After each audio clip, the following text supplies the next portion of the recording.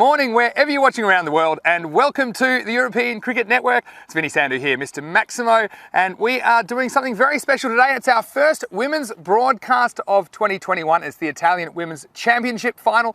Now, this match was designed to be played back in November 2020, but unfortunately, of course, due to the conditions and the global situation, it had to be postponed. But it's great to bring it to you today. It's going to be a T20 match. I'm here with the two captains from Roma CC and Padova CC, and we're about to do the coin toss.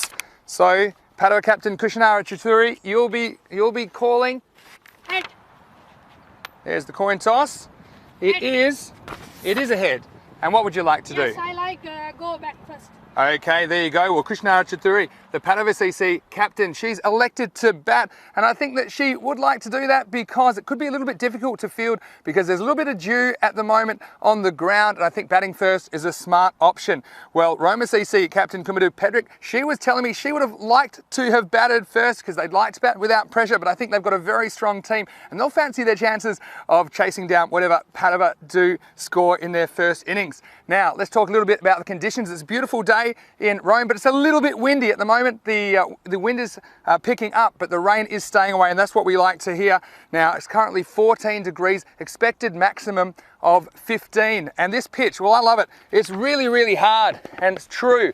And I think that we're going to see, as the ECS picks up during the week, we're going to see a lot of bounce and the faster men getting something out of it. But this time it's going to be a very interesting game, of course, a T20 contest. We don't often see 20 over cricket on ECN. So Padova, it's going to be a big effort from them. They've travelled 6 hours by bus to be here for their shot at the title today, and it's going to be great to share it with you here on ECN. Let's go over to Rico Fu, who's in the commentary box. Buongiorno! And, well, I suppose I should say benvenuto to Italy and Rome. I'm certainly looking forward to this very exciting women's national final. And, well, it was great to speak to the president of this club. That was Lorenza Haas. She's done a beautiful job. Remember, we were here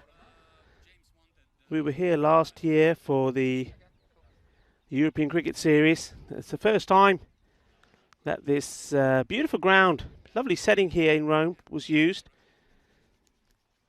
It was a great exhibition of cricket, and we're looking forward to some more of that starting today with this National Women's Final. Speaking to both the captains earlier, so Kumadu Pedrick of Roma and also of Kushanara Chaturi, and both of them saying the same thing. As we see the umpires for today, Suleiman Sahid and Shanaka Fernando making their way out. I'm so used to saying the men in black, well, I'm going to have to start saying the men in red. The men in red jackets looking dashing out there, gentlemen. Yeah, it was great to speak to both the captains, and one of the things they were saying was the excitement of being here on this televised live final.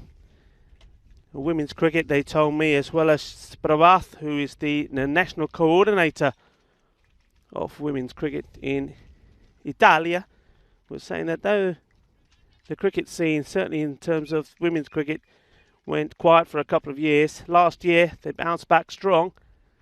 And even with COVID-19 and the restrictions, managed to get 2 leagues set up. And Roma and Padova, I'm told it's pronounced Padova, but I could still be wrong. You know what my pronunciation is like, guys. But anyway, they were the winners of both the groups.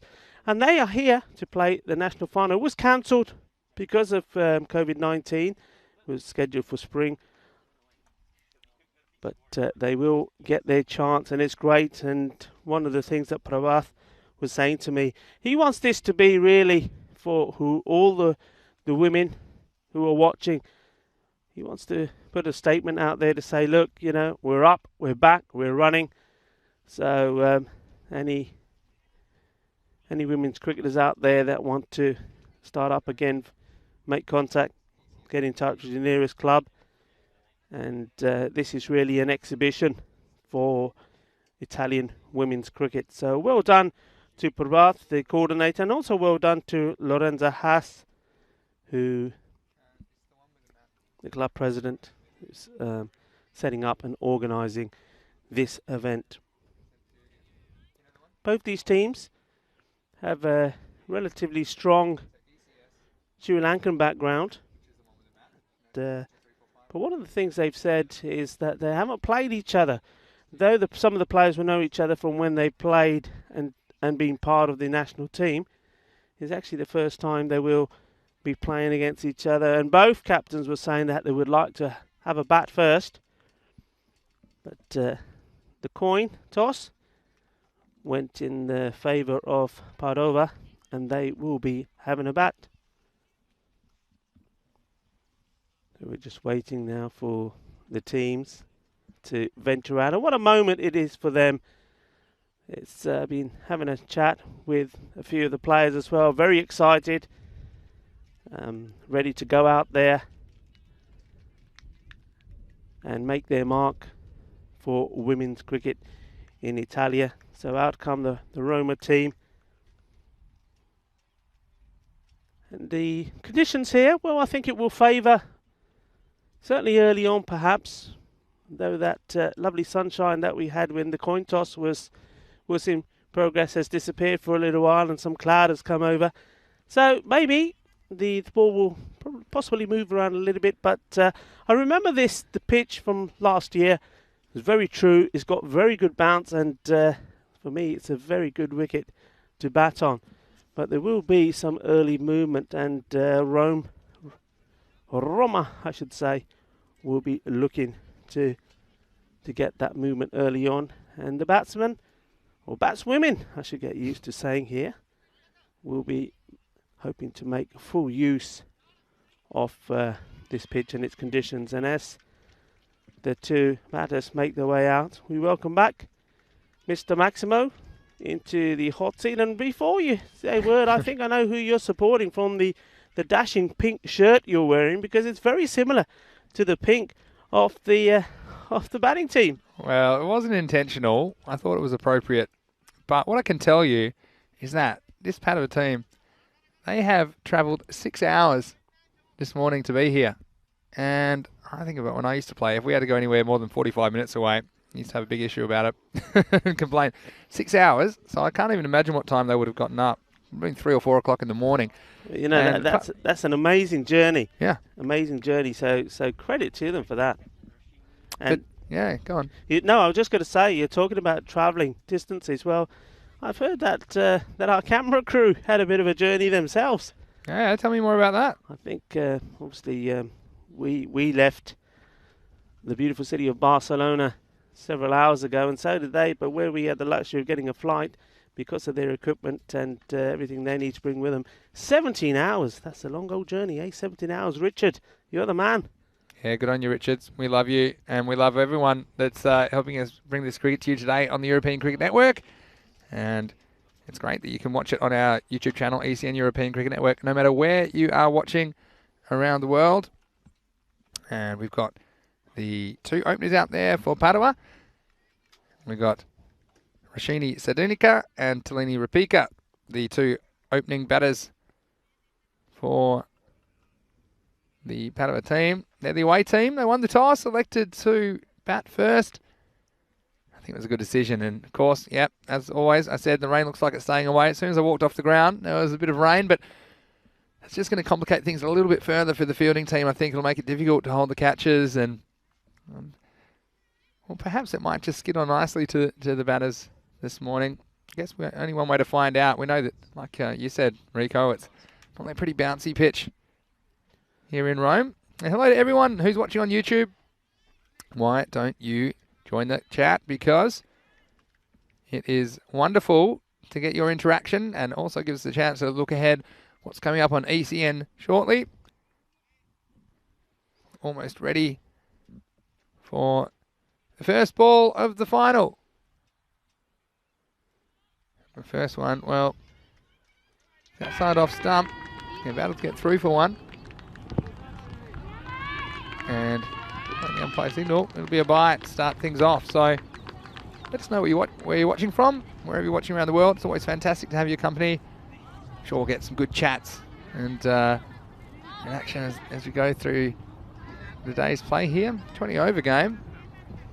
See, it's the captain, of course, Pedrick from the Roma women, who is opening the bowling.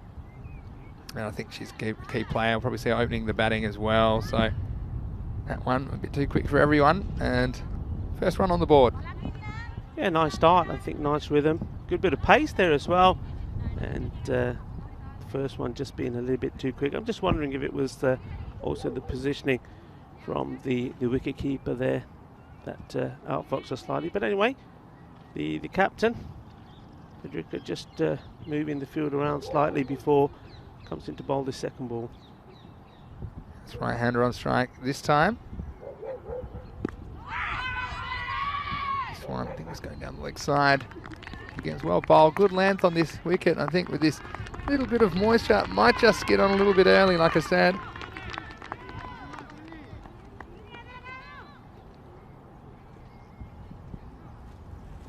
Yeah, you see the rag being used there early on, so a slight indication that a little bit of wet stuff on the grass. In comes captain once more. This time it was another well-pitched delivery, a little bit on the legs, but batsman not able to catch up with it. Rupika. And who do you like in this game, Rico? I know that you've been following things. I know we've got Luke, of course, looking into some, and we've got Steve McVeigh in the chat as well, looking at some of the scores from earlier rounds. We've had to chase down 145 in one game, only posted 86 when chasing 102 in another. But I suppose the thing is these two teams don't really play each other, so you don't really know what to make of those statistics. It's another one that's going to get through everyone. There's a pretty slippery ball at this stage. I think that'll be another bye. Yeah, it was a lovely delivery, this one from Pedruca. Got a line right, and you see the batter there trying to get on top of this and play it down. It was a leg side boundary and just going over that leg stump. Look at the emotion there from Pedrick. He's sniffing that early wicket. Yeah, well, tell you what, that one was just a coat of varnish in that. Yeah, once more, just some more adjustments there behind setting. I mean, it's a good call because of the bounce. I think on this pitch, it's good to have that fine leg, very fine, almost like a backstopper there on the boundary. Don't want to give any unnecessary boundaries away. Oh, look at this. That really took off, didn't it? Off the surface as well. And that's what we're talking about in this pitch. And especially that new ball. That one looked like it was drivable, but then next minute, it was taking off. Yeah, ball there on a good length. And you saw where the wicketkeeper there, Diana, had to take that. That really did take off quickly. So something to think about there for the batting side. Oh, another good one. I'm not sure there was an edge there. Definitely the reaction from the bowler, Pedrick.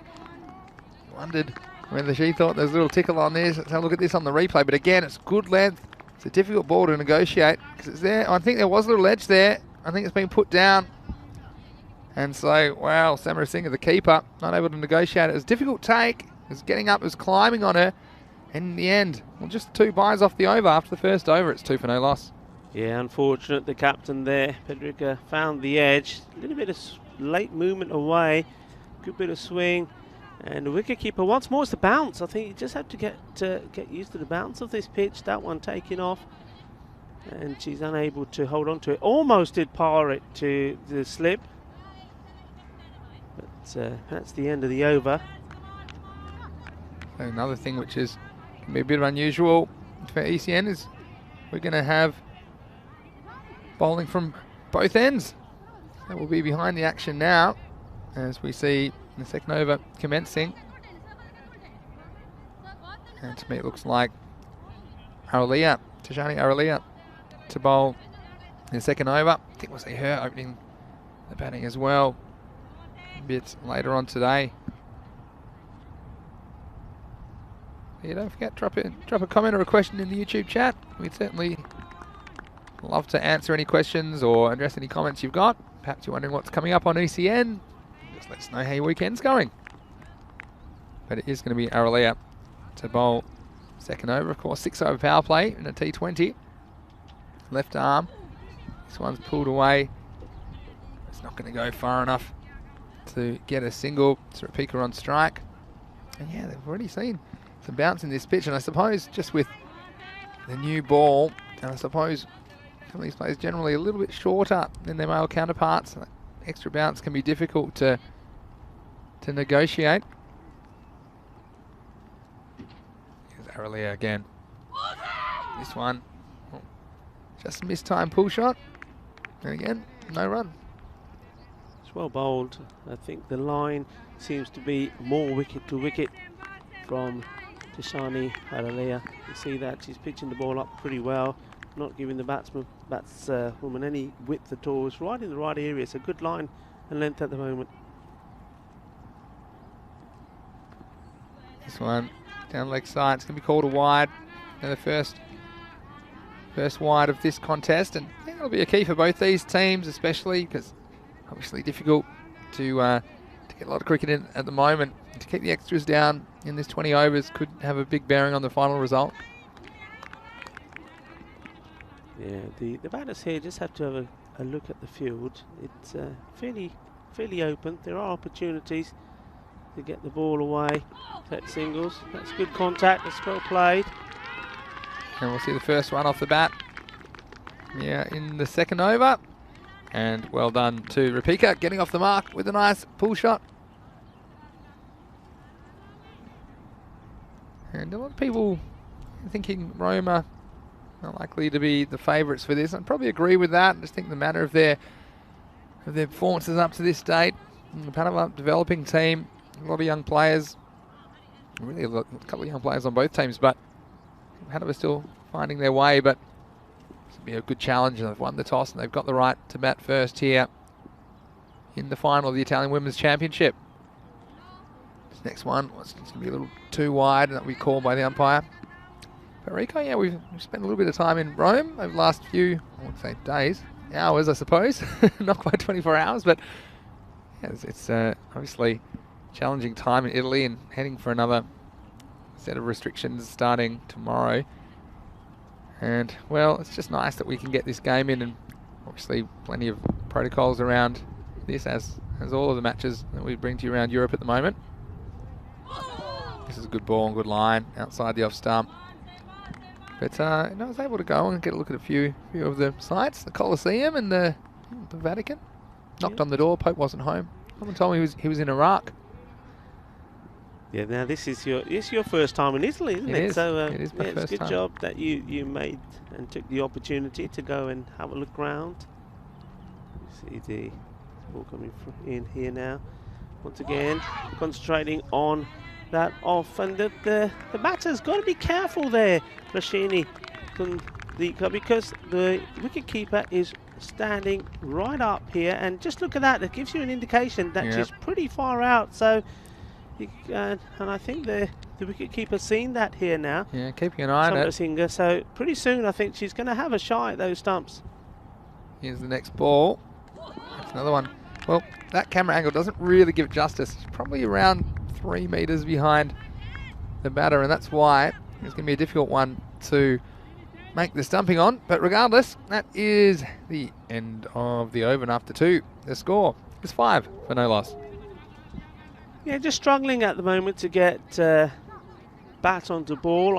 I think that it's the bounce, really. I think the bounce is outfoxing them, and maybe need to start just using the feet a little bit more and getting out to the ball. But of course, that's not so easy to do when you've got the wicketkeeper standing right up. But opportunity here, because with the pace that we've seen from Federica, the keeper is certainly going to be standing back. So maybe the batter here just needs to use the feet, come out and try and make good contact with the ball before it's the bounce comes into play. Let's see. And that's a lovely looking shot, and what a great bit of fielding as well. Fantastic cricket there. No wonder there's all smiles there. And Thelini Fernando, superb work there. And how about this? And was the shot as well? You see a bit of movement outside off stump with the feet. This is a cracking cut shot, but how was the fielding? And we might have had a little bit of a slow start to this one. You can see both teams perhaps a little bit rusty. There's nothing wrong with that bit of cricket. It was a good ball, good shot, and probably the best bit was the stop, possibly saving a boundary. So we'll bring the left-hander on strike, Rapika.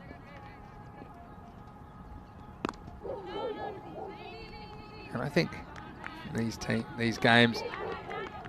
How you negotiate the best bowlers from the opposition has a lot to do with it. So you'll often have your best batters at the top of the order, and if they can survive the opening few overs, then often you can get into the weaker bowlers in the middle of the innings. So I think that's probably one thing to think about, and that's why perhaps you're not seeing all the shots just yet. Just trying to survive, of course, 20 overs instead of 10 on this next one. Get outside the off stump, and that's the area to bowl, really. And a lot of the time you see batters favouring the leg sides. If you can get it out there on the off stump, it's generally the place to bowl it. And good line this, especially to the left-hander across the body, difficult to play. And not over-pitching as well. You know, the left-handers like it over-pitched or short on the leg, so good line at the moment. And this one just a little bit closer, and Sheeny just managed to get a little bit of bat onto that, place it down onto the ground. Inside of the bat though, needs to be a little bit careful. She's not going to play it onto the stumps. It's tidy stuff from the captain, and not surprising, because I think Kamundu Pedrica has also represented the women's national team for Italy, and one or two of these other players as well. Both captains, in fact, have played together for the Italian national team, so that's the only way they do know of one or two of the players through the national team, but haven't played together. Yeah, exactly right. And good morning to a few people in the chat. Good morning to Max Dolan, who's saying good morning, and of course Luke and Lily Panda saying very nearly morning here. She's in New Zealand, so it is late at night actually. This one's in the air. It's not going to carry though. Zoom it off. The chase is on. They'll get one. And they're coming back for a very risky two. There could be a run out here, but the throw went to the wrong end. And well, you saw this, and this is a miscommunication, and we often talk about the batters maintaining eye contact, and we'll see this on the replay. This one, which it was a pretty good shot in the first place, got enough bat and a little bit risky, I suppose, going in the air. And then you'll see coming back, and then see just back to the partner, and well, she had the stop sign up, and luckily that Rapika got the message just before it was too late. But anyway, that is the end of the over. 7 for no loss after 3. Yeah, that could have been disastrous, couldn't it? But fortunately, the bowler there, Frederick, wasn't able to take the ball cleanly. I think if she were, she would have realised that he had the batsman scrambling back to the keeper's end and would have got the throw in. So a little bit of good fortune there for Padova. I got a question from Maria about what field this is being placed at in Rome. It's from the Roma Cricket Ground, home of Roma CC. Well, from Tashani asking the question of the LBW, but Shanaka Fernando, a little shake of the head. No, he says. It's going to be, we're just watching this, Vinny. I mean, compared to the pitch we've spent five weeks watching, completely different. And here the umpires have to take that bounce into consideration. It's not easy. It's not going to be easy to get an LBW unless it's really full and straight. Yeah, you said it. This one was up in the air, and again it's going to fall. It's going to fall safely, and well, both the bowler and the fielder there, it's Samara Wickrama, who's at mid-off. They're looking at each other. This one was in the air a long time, but nobody was able to make the ground and catch it. Yeah, they both left each other, and Samara Wickrama is saying, I thought you had it, I thought it was yours. She heard some shouting. It might have been yours. Anyway, here's the next ball. Another good bowling. It was that kind of length, which is full. But again, it's not so you can't pull that delivery, but it's also very, very difficult to drive. You see Zanika trying to catch up with that one. So very tight start, an impressive one from the Roma bowlers. 3 knots this over. This one will be called a wide. Yeah, a little bit too much width there. And just having a look around at the field, I think very sensible at the moment, though. You can have 2 players out inside the first 6 overs of this T20 clash. Everybody's inside and keeping the pressure on and making runs very hard to come by at the moment. The other thing is the field, fairly slow outfield as well, so it gets past the infield. No, I'm not sure it'll exactly race away, so perhaps there's only one if it gets past the infield a lot of the time as well, and this ball's hit really well. So, again, slightly different game than we're used to watching. The legs, and asking the question once more. Sedenika just maybe a little bit slow just to work that round to the leg side there. Just needs to get perhaps a little bit inside those ones and try and work it around. There's nobody behind the square, so there is the opportunity for some runs in that area.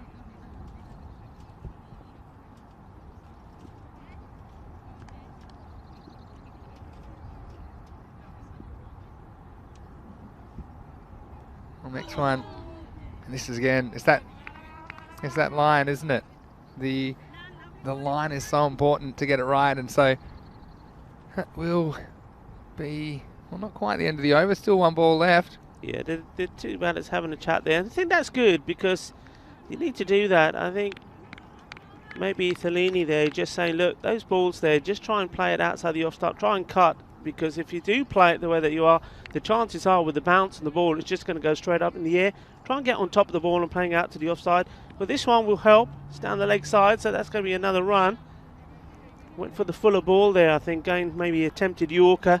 That's good thinking from the bowler, from Tashani. Nothing wrong with that. She's bowled a good line so far, just short of a length, and that one going for a fuller ball, Yorker length, just getting the direction a little bit wrong. Yes, and Harsha Gunasekara in the chat saying nice length earlier. It certainly has been, and we're just commenting on that. Here's the last ball, the over. Oh, a little inside edge, saving the batter on that occasion. That will be the end of the over. And after 4, it's 9 for no loss. And Rico, well, we are in Italy, we're in Rome currently, and there's plenty of great cricket coming up on the European Cricket Network over the next 5 weeks. We'll have 5 individual series, and the winners of each of those weeks, they'll go through to a finals week. It'll be later in the year, so this is how we're going to determine who will be the overall champion in Italy ECS.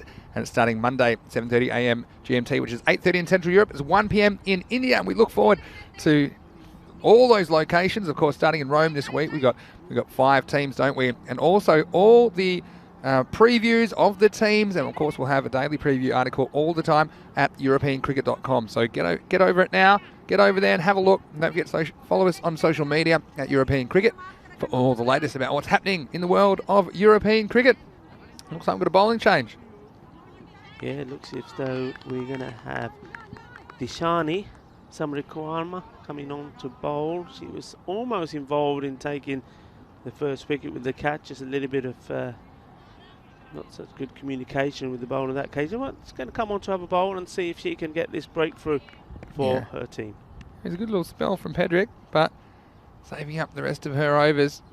This one, well, trying to pull a very full ball. And a field well placed. They do have 2 back now behind the wicket. Fine leg and third man. What do you think about third man in women's cricket? Still a third person? Well, yeah, it's interesting. I think in most of the, from my own experience in terms of field positioning, they don't seem to change the terminology too much. But we've got the license here to do so. You actually have heard the women's cricketers that I play with, they don't mind still using the term batsman. That's fine. Or batter. Yeah. Main thing is we'll bring it to you right here on ECN, first women's match we've telecast in 2021. This is a bit of a tight single, but it was a well-judged one, and it'll beat the throw back. Perhaps the bowler's end was a chance on that occasion. But again, I think this is a pretty good start for Padova women. Now, you'll look at the run rate, and it's not exactly cracking along with the conditions. Well, you wonder how many boundaries there are going to be on this field. And I think not losing a wicket and keeping your best batters in there into these middle overs is quite important. Yeah, absolutely. I mean, at the moment, finding it hard to get good contact on the ball. And that one's going away. I'm just wondering if there was a little bit on that one as well. Maybe it just caught the bat on the way up, did it? Just waiting to see what the signal is from the umpire. No, it's gone through as byes. It certainly wasn't far off making the contact. Watch this again. It's not the ball to pull, is it? Yeah. I mean, innovative, but I mean, if that's straight, and I think that one is knocking over the furniture. It's well bowled though. A little bit of shape. Probably the swing. What what took past the stumps in the end. Here's Samaru Wickrama again. It's a full toss. It's a nice cover drive. They've gone on the hit though. Be quick. They're going to be in trouble. Oh, and well, there was a great opportunity there for the first wicket, and there was nothing wrong, I think, from the pass from Pedrick to the bowler. But once again, Samaru Wickrama just couldn't hold on to it. Yeah, Samaru Wickrama is involved in that bit of a tangle with Aralia previously, where the catch went up between them, and this one, well, was hesitation. Well, and you thought, said Nico, she was gone for all money. But then it was an awkward one because she was still in front of the stumps, but just had all the time to just take the ball. She was a little bit conscious of where the stumps were.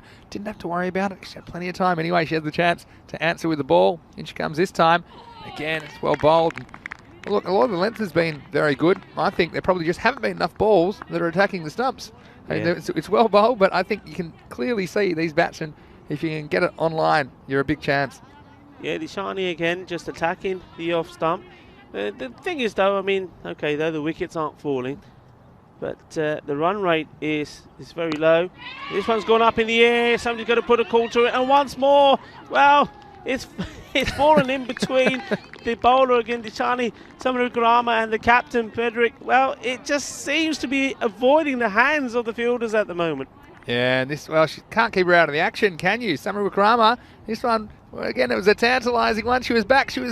Oh, and down it went. And, well, the fielder came in, was a little bit conscious of the collision as well, but that will be the end of the over at the end of the fifth. It's 13 for no loss. Yeah, you see there, a bit of social distancing as well, so no, I've got to keep my distance. And, yeah, good shots there. Good camera work there from Richard, and I think it's just seen that nice bit of replay from Dennis. Dennis is up there high in the tower. I tell you what, Dennis, you're doing a good job up there. One of our cameramen, so he's up there in the tower, and it was a little bit windy earlier on, and we were a little bit worried for him, but it's the wind's died down now. In fact, it's warming up now. It's I can feel the sun is starting to perhaps break through once more, so we're in for a very pleasant afternoon here in Rome. Yeah, I hope so. And of course, Mr. Maximo's predictions going very well already when I said the rain's staying away, and as soon as I walked off the ground, it actually had a fair bit of rain, only for a few minutes, and luckily we started on time. So Lily Panda saying calamity in the field, certainly, and Max saying, yeah, the run out miss. You wonder if that will come back to haunt the Roma CC. They've had the chance there, they haven't quite taken them. And we move into the sixth over, which is the last over of the power play. A new bowler coming on is going to be Sharon Whittenlarge, to see if she can get the breakthrough. Been close so far. There's been a run out opportunity, maybe a catch as well. But the key thing here at the moment is that Padova are being well contained and not really scoring runs freely. And that's nicely played, and good bit of work from the bowler, getting down, making sure no single there.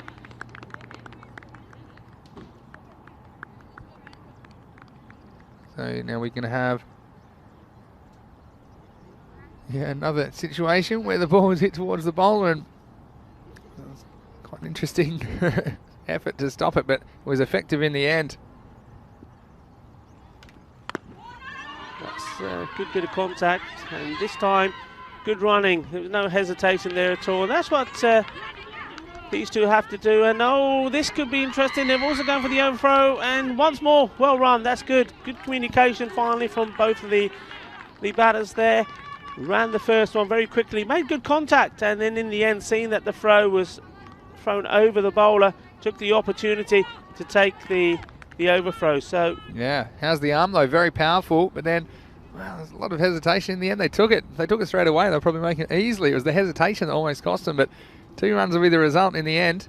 Yeah, Racine Sandanika, she just needs to be careful. Her running, she's running very cautiously, starts off slowly, then has that little bit of hesitation in the middle of the pitch. Just needs to go, gets a sprint on, otherwise she's going to find herself being run out. She's been lucky so far. Certainly has. But also, putting pressure on the field, it's not a bad strategy.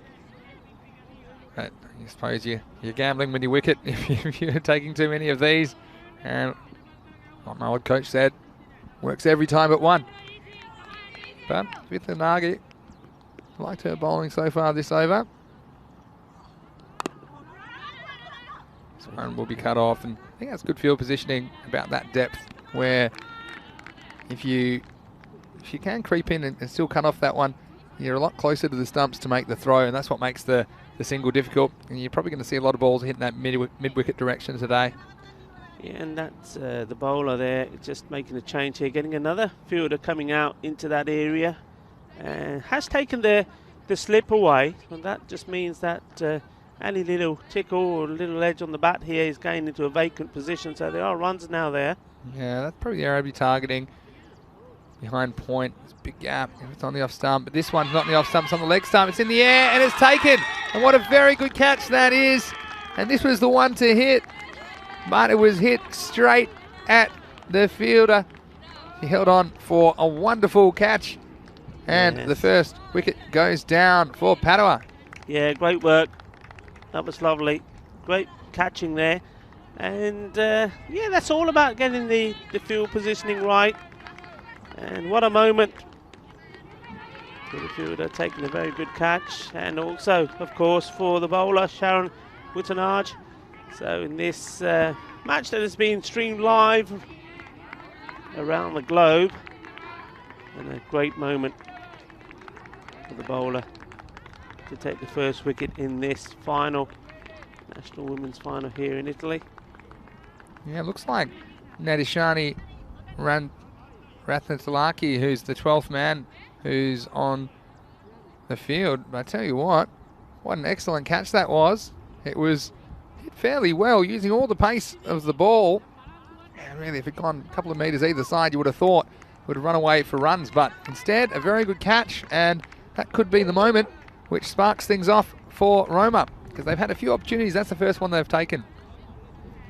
Yeah, they had to play some shots there. I suppose we're finding that this was also the last over in the power play. After this, the field could be spread out further if need be. Not that they need to at the moment, they're containing them well, but it's good to get the end of a partnership, and a partnership of 16 runs. And the ball racing away there, and that's great work. Excellent bit of fielding. Oh, and slips over. Shows you that it is quite wet out there, but that's fantastic work. Nicely done. And Sarah Sabelli there. Excellent work from Sarah. Yes. Diving stop. Sarah Sabelli, how about that? And then when she got up, well, it might have been the turtle that's back. The tortoise from Barcelona's come with us. And how's that for the diving stop? And then, well, watch your feet. Oh, that left foot, luckily not too serious. And we talked about the slippery conditions. That was a great piece of fielding and nice work from the Roma player. Yeah, excellent work from Sarah.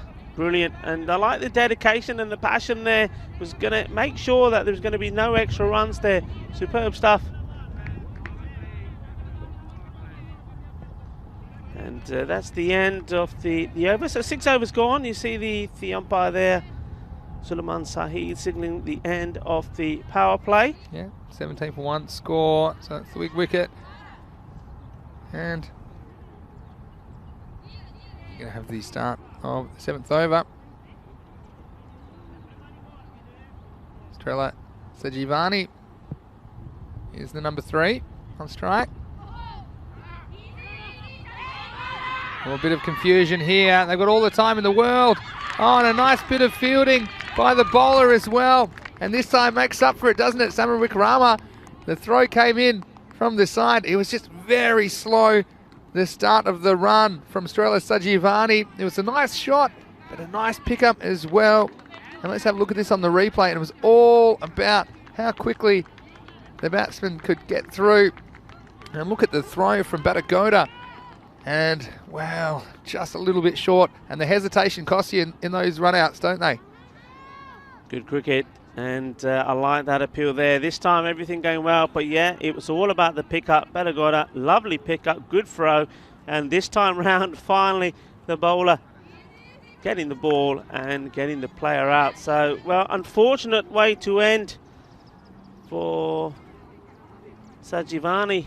Not lasting very long, just getting herself run out of the first ball that she faced. And Lily Panda saying Roma starting to get on top of their nerves now. Perhaps they were a bit nervous, of course. Globally televised this match. That was a nice bit of work. I particularly like the work, firstly, of the fielder, but also the throw was a little bit wide and wasn't a good one-handed take from the bowler, Summerwick Rama, and get the ball back onto the stumps to affect the run out. Fielding so important, of course, and we've seen a couple of really good bits of fielding from Roma. Firstly, the catch, and then the run out. So 2 wickets lost now, 17 for 2.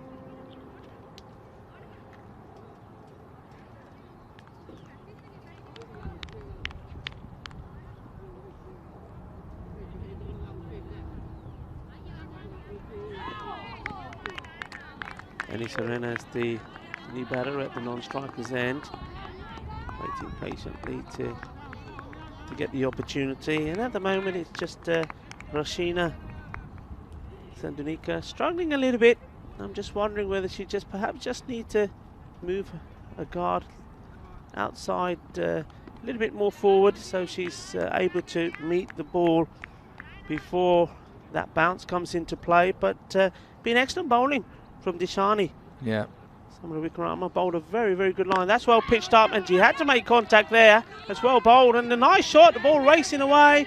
And is it going to be the boundary? No, I thought perhaps we were going to get the first boundary. A nice bit of teamwork there from the fielders, knowing which of the fielder had the better arm. Yeah, that's right. You don't see the handoff, do you? But well, this time, how's the shot though?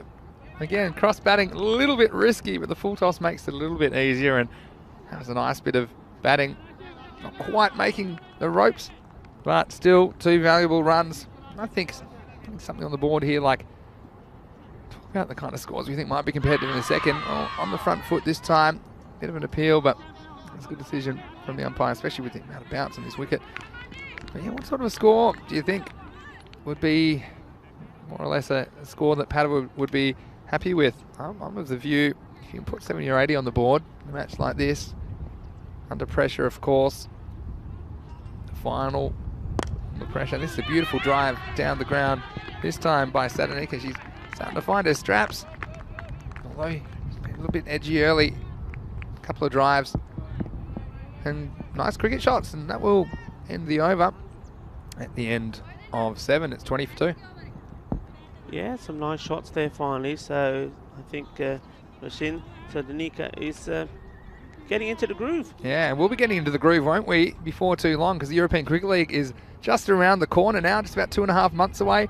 The 15 champion clubs of the participating nations, as well as the returning champions of VOC Rotterdam, who won the title in 2019. The European Cricket League, it's the Champions League of European cricket, and all those clubs will be so excited. I know the preparations are underway, with the equipment, the kits being produced at the moment. It's going to be a festival of cricket in Spain. We hope you can join us on the European Cricket Network. For more information, go to our website, europeancricket.com. You can check out those groupings.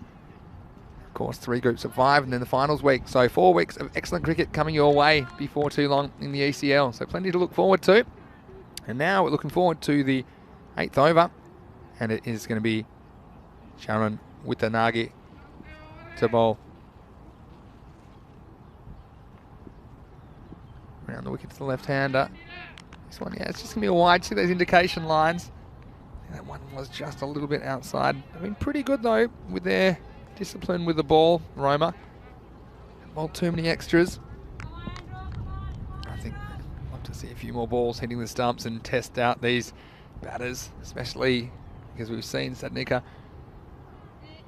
with the ball, full balls, trying to go across the line. It's a risky strategy, and you think, if they can get 1 or 2 straight, they really could test her out. But having said that, a few nice drives in the last over. She comes again. This one struck well, but you get past the fielder. That's one of the things, I suppose, is as a non-striker as well. It's Anne Serena, the non-striker's end. He's standing on her bat, and so, especially under these conditions, looking for the single, pinching a metre or 2 and then making up your mind just makes that run easier if it is taken. But it wasn't taken that time. This one, wow, it's good bowling, swing and a miss. Again, good bouncing. And not threatening the stumps, that's the thing. It's there and thereabouts. What do you think? What's your tactics here? You're a bowler. You just got to bat So just not really doing too much damage, but you can't quite get her out. Might ask your tactics in a second, but for now, next ball is going to be down the leg side. Quarter wide, could be an extra as well, but there could be a run out here. Oh, and I tell you what, this is what I was talking about, miscommunication. You can tell there hasn't been a lot of cricket played lately with some of the running between the wickets. Let's have a look at this between the batters is off and the non-striker. Well, it was really her call. She was snoozing at the non-strikers, then by the time she went, it was too late. She had to scurry back, so a bit of action and excitement. So what do you think? Where would you be bowling the ball to Sadnika to test her out, Rico? It's got to be, I think, going back to what you said earlier, we haven't seen any good full balls, Yorker length deliveries. Just pitching it up slightly more. And getting on the stumps, trying to hit the wicket. This one's been well played, managing to chip over the infielder. So nicely played. Good hit. Good hit, yeah, nicely done. I suppose this is the risk, and under these conditions, and with the heavy ball, and with the moisture we've got around, and with the boundaries being these sides as well, hitting the ball in the air can be a bit risky, because even when you get away with it, you only get one run. And so that's the thing, if you can manage to keep the ball on the ground.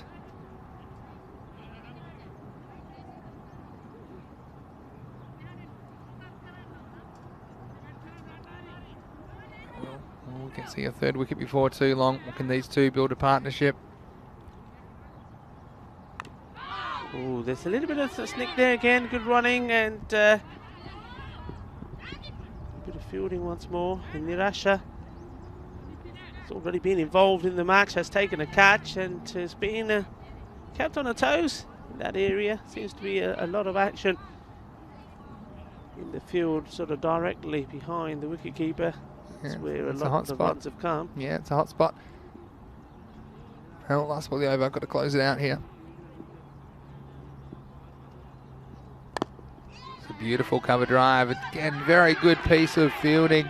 Samuel Wickrama can't keep her out of the action. And what a nice stop to save that from going for extras. That will be the end of the over. And at the end of 8, it's 25 for 2. Yeah, one thing I'd say, Vinny, you were saying about what's a good score on this ground. And if I recall back to the ECS that we had here last year, there was a number of matches where the scores between 7 and 80 were well defended, and you can see that if you bowl well on this pitch and you take your catches, it's you can really contain the side. So I think even here, I mean, we're approaching the halfway mark, 25 to score. I think if 60, between 60 and 70 is posted, then that will be a very competitive total. Obviously, all depends the line and length that's bowled on it in reply. But I think 60 is going to be very competitive, you know. Yeah, well, that's what I think as well. And also depends on the big wickets of the opposition. If you can knock them over, often we see the batting depth tested in these matches. And so any runs you can put on the board, these are all important. Just starting to have the score tick over a little bit quicker in the last couple of overs. There's Tellini Fernando to bowl the next one again, running between the wickets. Quite on the same page, these two. Yeah, you've got to take ones there, haven't you? I mean, it's a short delivery, make contact, and got to go straight away. That's been the weakness, I think, the batting of Sadnika, the running. Otherwise, she's looking quite confident out there. Seems to be quite a competent batter, but just the running. One, well, saw some foot fielding fails, and again, there's got a bit of confusion, and this is where the non-striker has to be alert to this one and make up the decision if it's going to be a run or not. Because the striker, you see the striker seeing it past and then just taking off, and look, you need to look at your partner, and well, it was news to the non-striker, Serena, but it's really also on Serena a little bit to pay attention to that ball and then come down and decide if there's a run there or not. Next one, it's going to get a bit of body. And that was there on the leg side to be hit, but Sadnika couldn't catch up with it. But yeah, that's one thing, especially in this format of the game. And if boundaries are going to be hard to come by, the running between the wickets becomes doubly important. So So that's one area where I think they're going to have to improve if they're going to get up that kind of a total that we're talking about, between 60 and 80. Well bowled, good line there, slightly slower as well, and got it onto the stumps, and one that had to be played once more by Hashini, otherwise it was going to go through. So he's getting bat onto ball, which he needs to, I have to say that, and what he needs to try and do is obviously is to convert that into runs. Here's the next ball. This is well struck. Again, field well placed, and it was the captain, Pedrick, who's cleaning up. No runs. Just a few questions and comments coming in on our chat, and thanks for joining us if you are on our YouTube live chat, ECN European Cricket Network. We've got Jesus, who has a question. Hello to you, Jesus. Good morning. Oh, this is a good ball. Again, well, it's the time you spend making the decision is the time you could spend running, isn't it? So this is, you can see, Serena, she was just deciding whether she was going to run, and in the time it took, well, the run disappeared. Anyway, luckily, it wasn't a run out. Guess I was asking if I'll be commentating ECS Italy. I can honestly tell you I will, and I'll be here with Rico. And again, well, Rico and I, we're the ones that are able to make it at the moment because there's a few restrictions on travel, especially out of the UK. So I'm sure you'll see a variety of voices on the network before the year is out. I'm sure about that, but it's great to be with you at the moment. It is the end of the over, and just the single wide off the over, so it was a very good one from Fernando. And at the end of 9, it's 26 for 2. Yeah, and some other people watching as well. Zane Smith saying, watching from South Africa. That's wonderful that you're watching. And where are you from in South Africa, Zane? Let us know. It's a beautiful country. And also Monica Loveday saying, great to see some ladies cricket back in Italy. So that's wonderful. And Monica's watching from Germany. So fantastic. Where are you watching from in Germany? Monica, let us know. And somebody saying, happy birthday, Captain Kamudu. Is it Kamudu Pedrick's birthday? Well, I guess we can always find out because we've got all the 14th of March it is. Did you know that? There we go. Next over starts. We had all the information and we didn't know it was Kamudu's birthday. I would have wished her a happy birthday at the toss. Anyway, 10th over starts. Starts with the dot.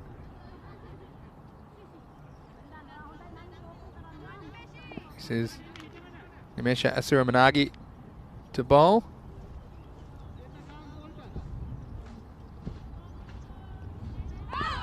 This one, a little bit about on that, I'm not so sure, but again, well protected behind the wicket.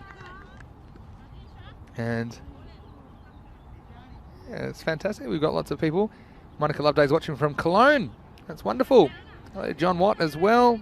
Delisha Rashani's watching from the UK. So we've got viewers all around tuning into this contest today. It's great to have your company on the European Cricket Network. It's Vinny Sandhu here, Mr. Maximo, along with Rico Full. And we have a wicket. Brilliant bowling. And that's just what we were talking about, wasn't it? Having the bowling right up to the stumps, pitching it up. And that's a perfect example of that. Great wicket. And, well, one in the introduction. It's nice to see a lot of bowlers being given the opportunity early by the captain, Pedrick. And, well, you're seeing just rewards there. Nimisha getting it through and all smiles, and why shouldn't she be? That's good bowling.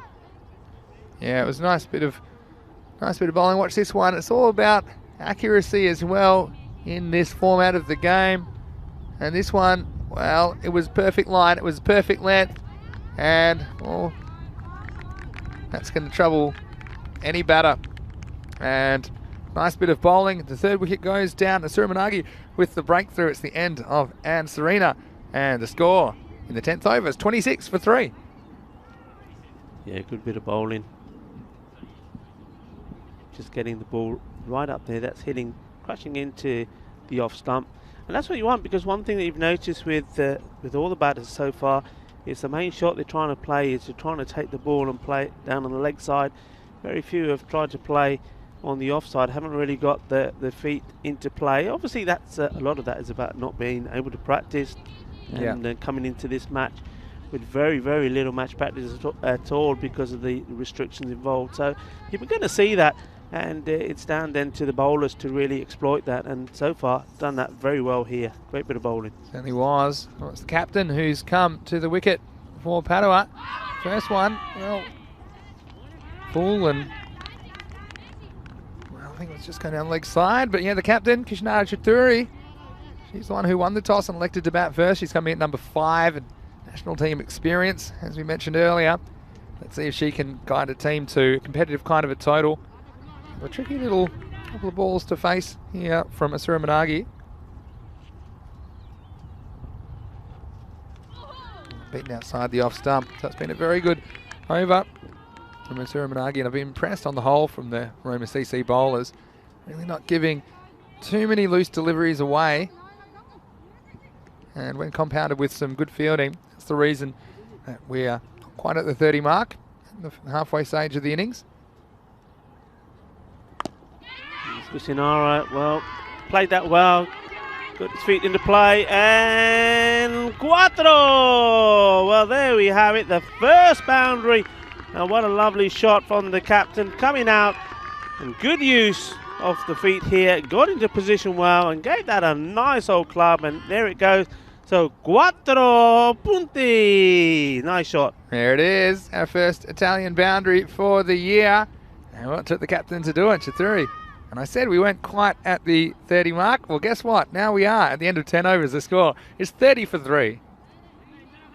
Yeah, nice shot. And this is hopefully will be the acceleration that Padova will be wanting. And that's a really nice shot. Placed it beautifully. And it's nice to see that it just had enough on it to take it over the boundary. The first one of this Italian women's national final here between Roma, who are in the field at the moment, and the batting side, Padova, and the captain of Padova is at the moment out there, Campionato Chituri.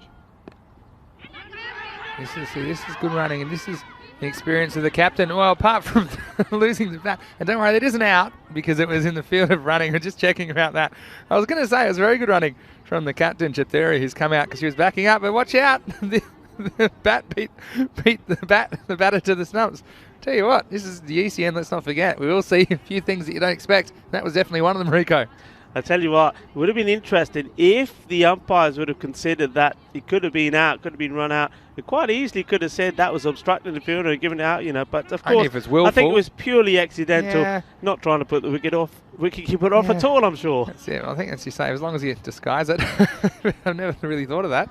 Just to try it sometimes in the park. Bit of topspin on that as well. If you weren't going to make it, you throw the bat in ahead of you. Anyway, here's the next one. It's short and it's pulled away on the leg side. Oh, there's a bit of foot fielding. You know, I love that. And you just can't keep her out of the game. Dishani Samawikrama this time rocketing back and just the single in the end. Yeah, good bit of positive batting there, though, I have to say, from the captain, Campionato Chituri. She's definitely trying to accelerate the rate, and you can see quite an aggressive stroke player off the ball. Yeah, I think it's just what they need at this stage, especially the urgency. Seeing it back up from the non-striker's end. Just make it a little bit easier getting through for these singles. We lost a wicket, and finally Sadanika has to go. And this is the one she missed again. It's good straight bowling from the Roma CC bowlers, and it's been a nice little spell from Talini Fernando. And finally, she's rewarded with a wicket of Rashini Sadanika, the opener. And just cross-batting that one, not keeping your eye on it. And wasn't she thrilled about that? And why not? Because the fourth wicket's gone down. Padova now, it's 32 for 4. Yeah, the bowlers finally finding their line. And you've seen there, Talini Fernando getting one pitch right up. And that was going to be, I think, always the downfall. That was going to be the breakthrough to get the left-hander Rashini Sadanika out. It was that ball pitched up on sort of middle of the leg, because he's always playing across the line. One right up there was going to cause the trouble. And in the end, well, stuck around. It was a nice sort of gutsy innings. Made 12 off the 40 balls that she faced. So she certainly has given her team a start. Now let's see if the other batters coming in here now can really accelerate and get to score to over that 60 mark, which would be very challenging indeed. Yeah, I think so. It's going to be Himanshi Akasha to come out number 6. Here's her first ball. Oh, it's up, it's in the air, but it's going to land safely. That man's going to come around. Just give it a little nudge with the foot, but then picking up with the hand. It'll be a single, so immediately off the mark. And I'm sure she'll be feeling a little bit more relaxed now that she has a run to her name. I think, yeah, Chaturi is the key for me now for this innings. If she sticks around, I think they can get up to that kind of a score. But if she departs, especially now, it's really going to put the pressure on the lower order. Still, best part of half of this innings still to come. Nicely hit through the gap, and the ball won't go to the boundary, but they will think possibly about taking the 2, decide not to take on the arm. Yeah, she's got a good arm though, and you'll see us here. And whether it'll be caught if it's with a slippery ball when it's thrown back in is another thing. But again, that is just a lovely shot though. Picked the length up early, and this was just short enough to do this too. You see there's good bounce in this pitch, very hard surface.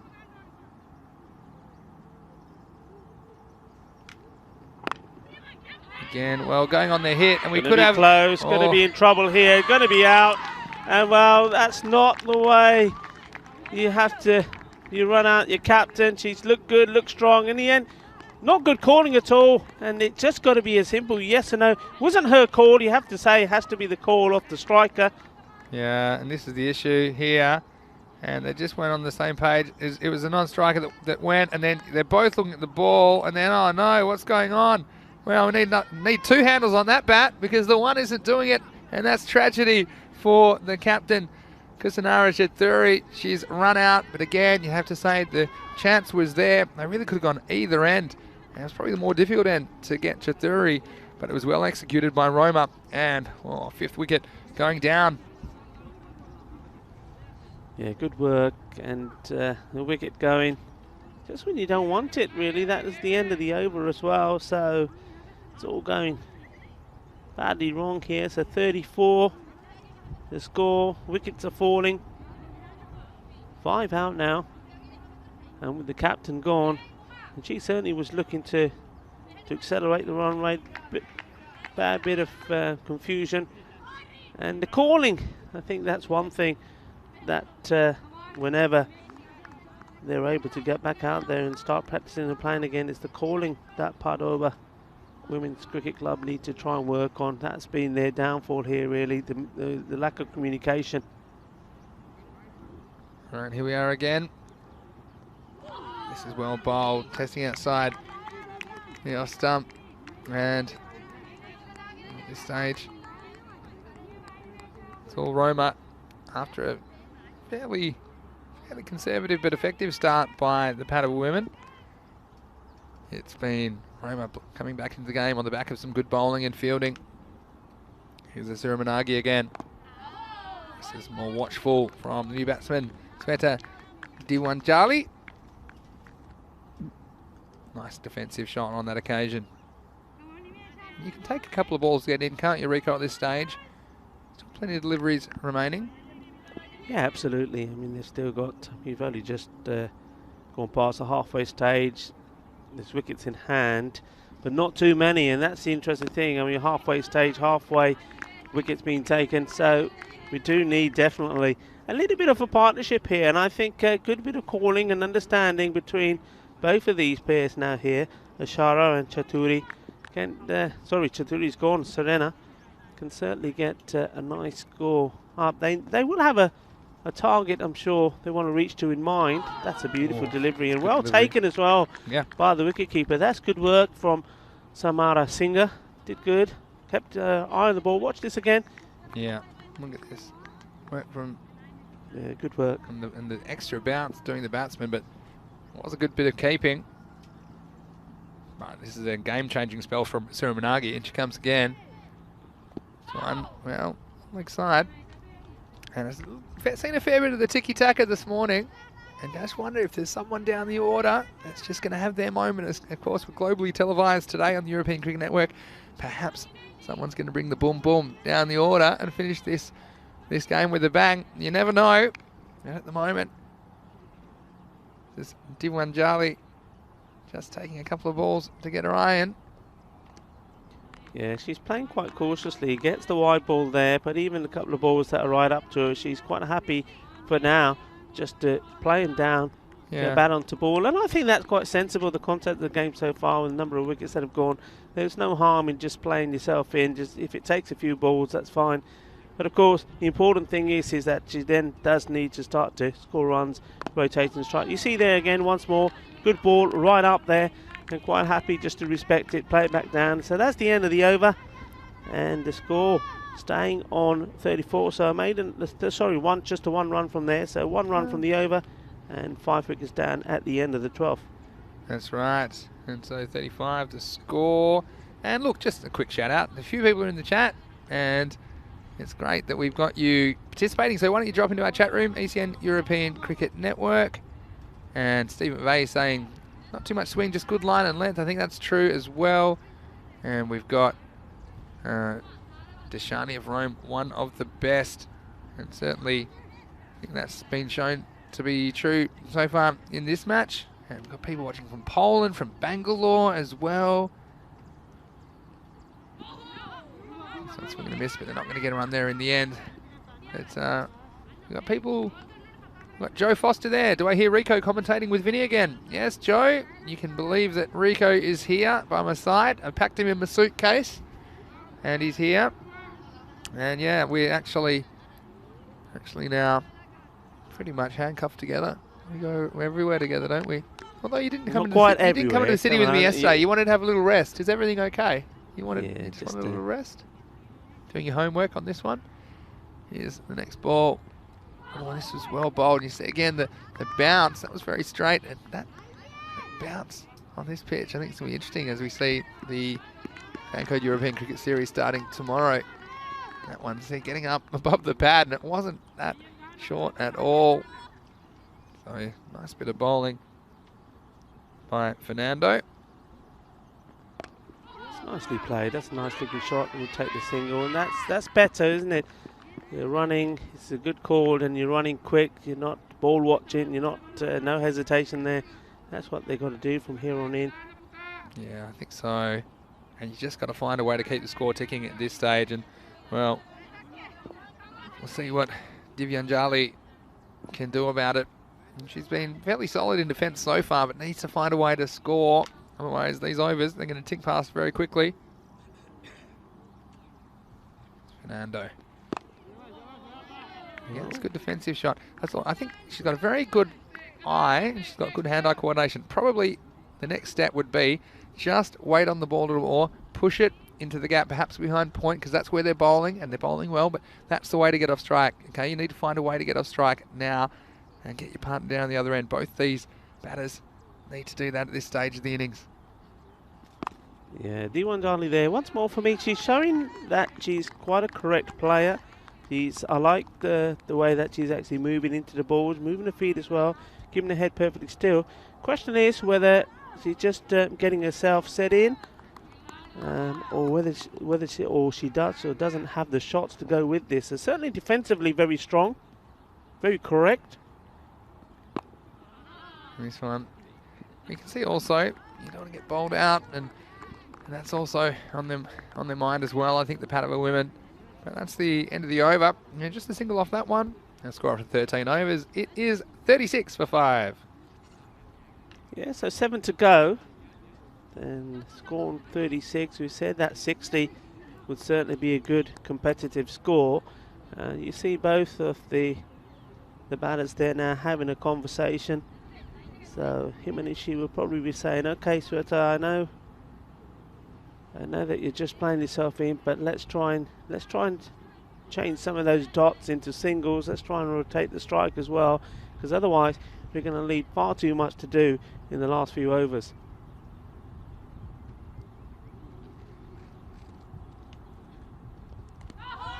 Well, this is good bowling as well. Suramanagi continuing and testing outside the off stump.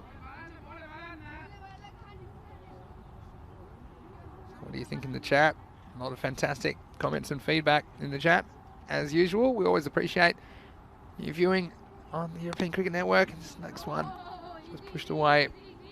Back to the bowler for no. run. It's been a good spell of bowling, isn't it, between Thelini and Nimashi. I think they both bowl very well. Haven't given anything away. There's been very few extras, very few loose balls. And it's been a good period for Roma here. This one again. It's an awkward one for the keeper as well, because I actually think it might even be a little bit easier for Samarasinha to come all the way up to the stumps, because all that happens is when she's further back, it gets big on her because the ball keeps going up. So for 2 metres back, it's actually making it more difficult. And then if you do catch it, you've got a chance of stumping as well. So something to think about. That's played away into the third man area. Good bit of work there again. I've been very impressed. She's a a live wire in the field. Not afraid to throw herself around and get dirty here. Just watch this. Gets the edge, and once more making sure here that ball is not going to get past her. Good bit of work. Yeah, save more runs there for sure. So that's what we like to see. Throw themselves around in the field. They all make a difference. See what could be a bit of an arm wrestle, a bit of a low scoring contest. Fielding makes all the difference. It's been good from Roma CC. Oh, and there you go. And sometimes playing too cautiously all the time means that you're going to get yourself into trouble. And, well, Diwan Jalali there just once more trying to play that one out straight. It gets under and through. Here's the wicket. She'll be very disappointed, I think, because I think she was setting herself up to just get her eye in and play a few shots. Never got the opportunity. So off the 10th ball, she doesn't manage to get off the mark and is dismissed. Clean bowled with a beauty. Middle stump there. Look at that. Great bit of camera work from Danny up there. So the end of the wicket gone for a duck. Yeah, well, we've had a couple so far, haven't we? We had Sajivani went for a 0, and so did Divyanjali. So perhaps we need a new pond, because we filled up the one in Barcelona, didn't we? With so many ducks in the end, it was worth a bit of money, that pond, because a lot of them were golden. A lot of them were golden. I think 1 or 2 diamonds. Golden delight, some of them were. So luckily we haven't had any golden ducks yet, but that's Divyanjali. Well, showing some good cricket technique there in her innings. Unfortunately, she wasn't able to score, but held up an end for a little while. But yeah, I just wonder if they can creep up to this 60. They're going to need some help. At the moment, I talked about extras at the start, didn't I? About how important extras would be. And there just haven't been too many when it comes down to it, especially through these middle overs in the context of this match and this competition. So we've got the new batter coming in now. I think it'll probably be Randy Fernando who's out there.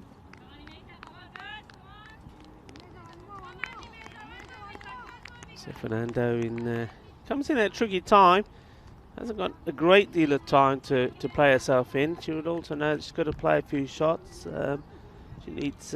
She's got Amanisha down the other side. She's played pretty well so far. So hopefully we'll put a bit of partnership together now with Fernando. But the bowling here, I think, has been fantastic for Amanisha. She's certainly been the pick of my bowler so far today. Oh, it is Fernando on strike. Last ball of the over.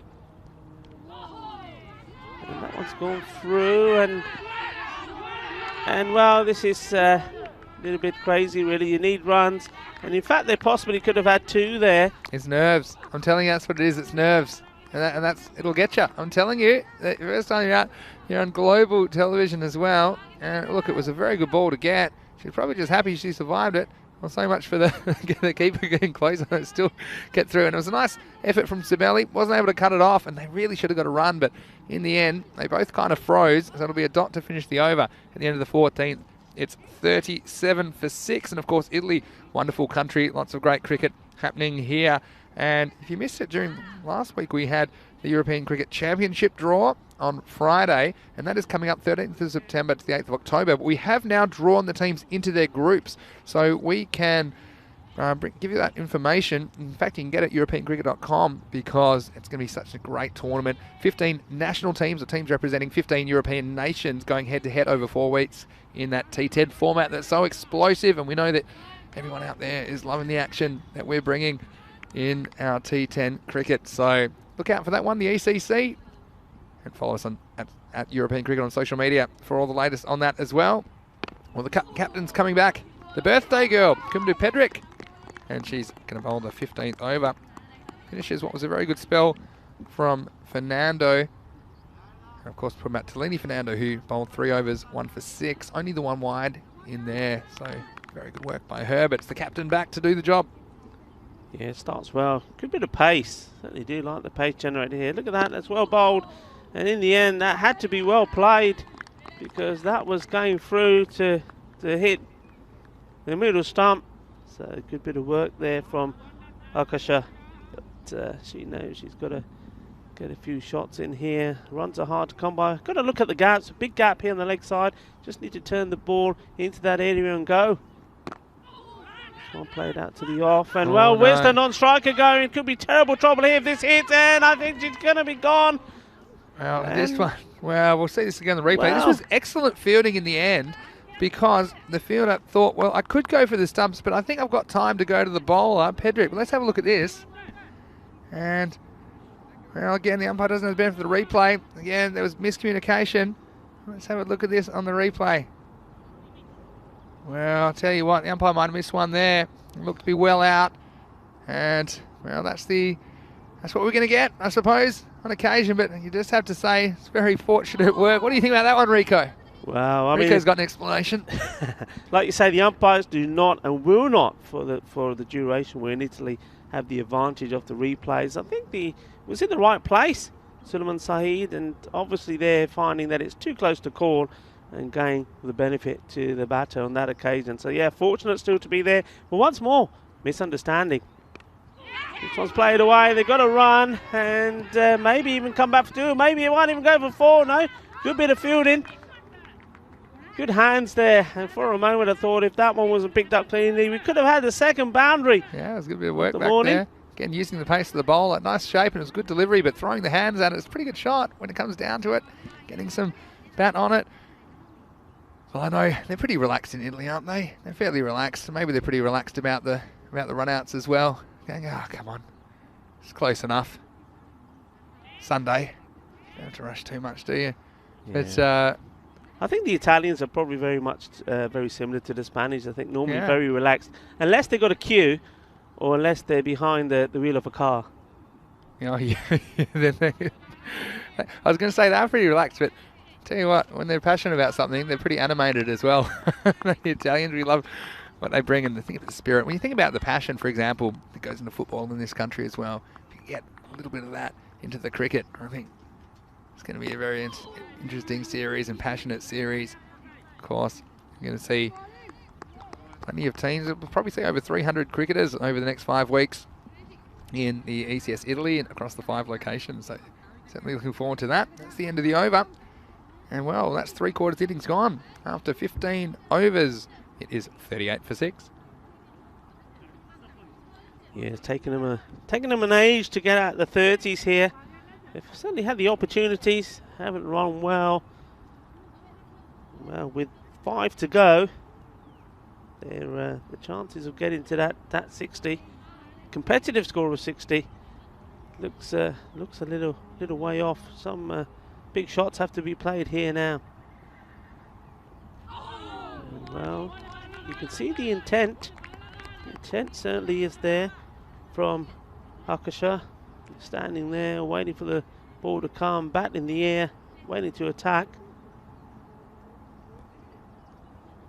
Just a bit of concern that one. Well, Yeah. one just bouncing up, wasn't it? And I think it's just saying, I'm all right. You see the importance of the protective equipment coming to play Absolutely. there, especially as a wicketkeeper myself.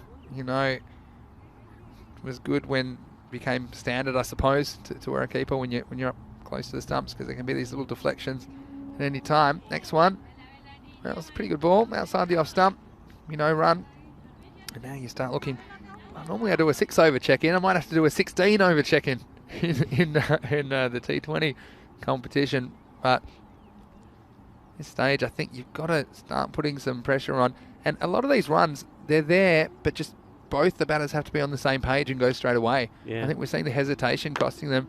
And not sure if it's straight out the fielder, that's one thing, but I think hitting it into a gap and right, and that's a communication thing, and that's something you can do between balls or between overs to say, look, let's look for these runs. Let's be backing up. Let's be aggressive with our runs, but let's both do it. Yeah. So that we're not wasting time thinking about it, and that time we're spending thinking and we can spend running.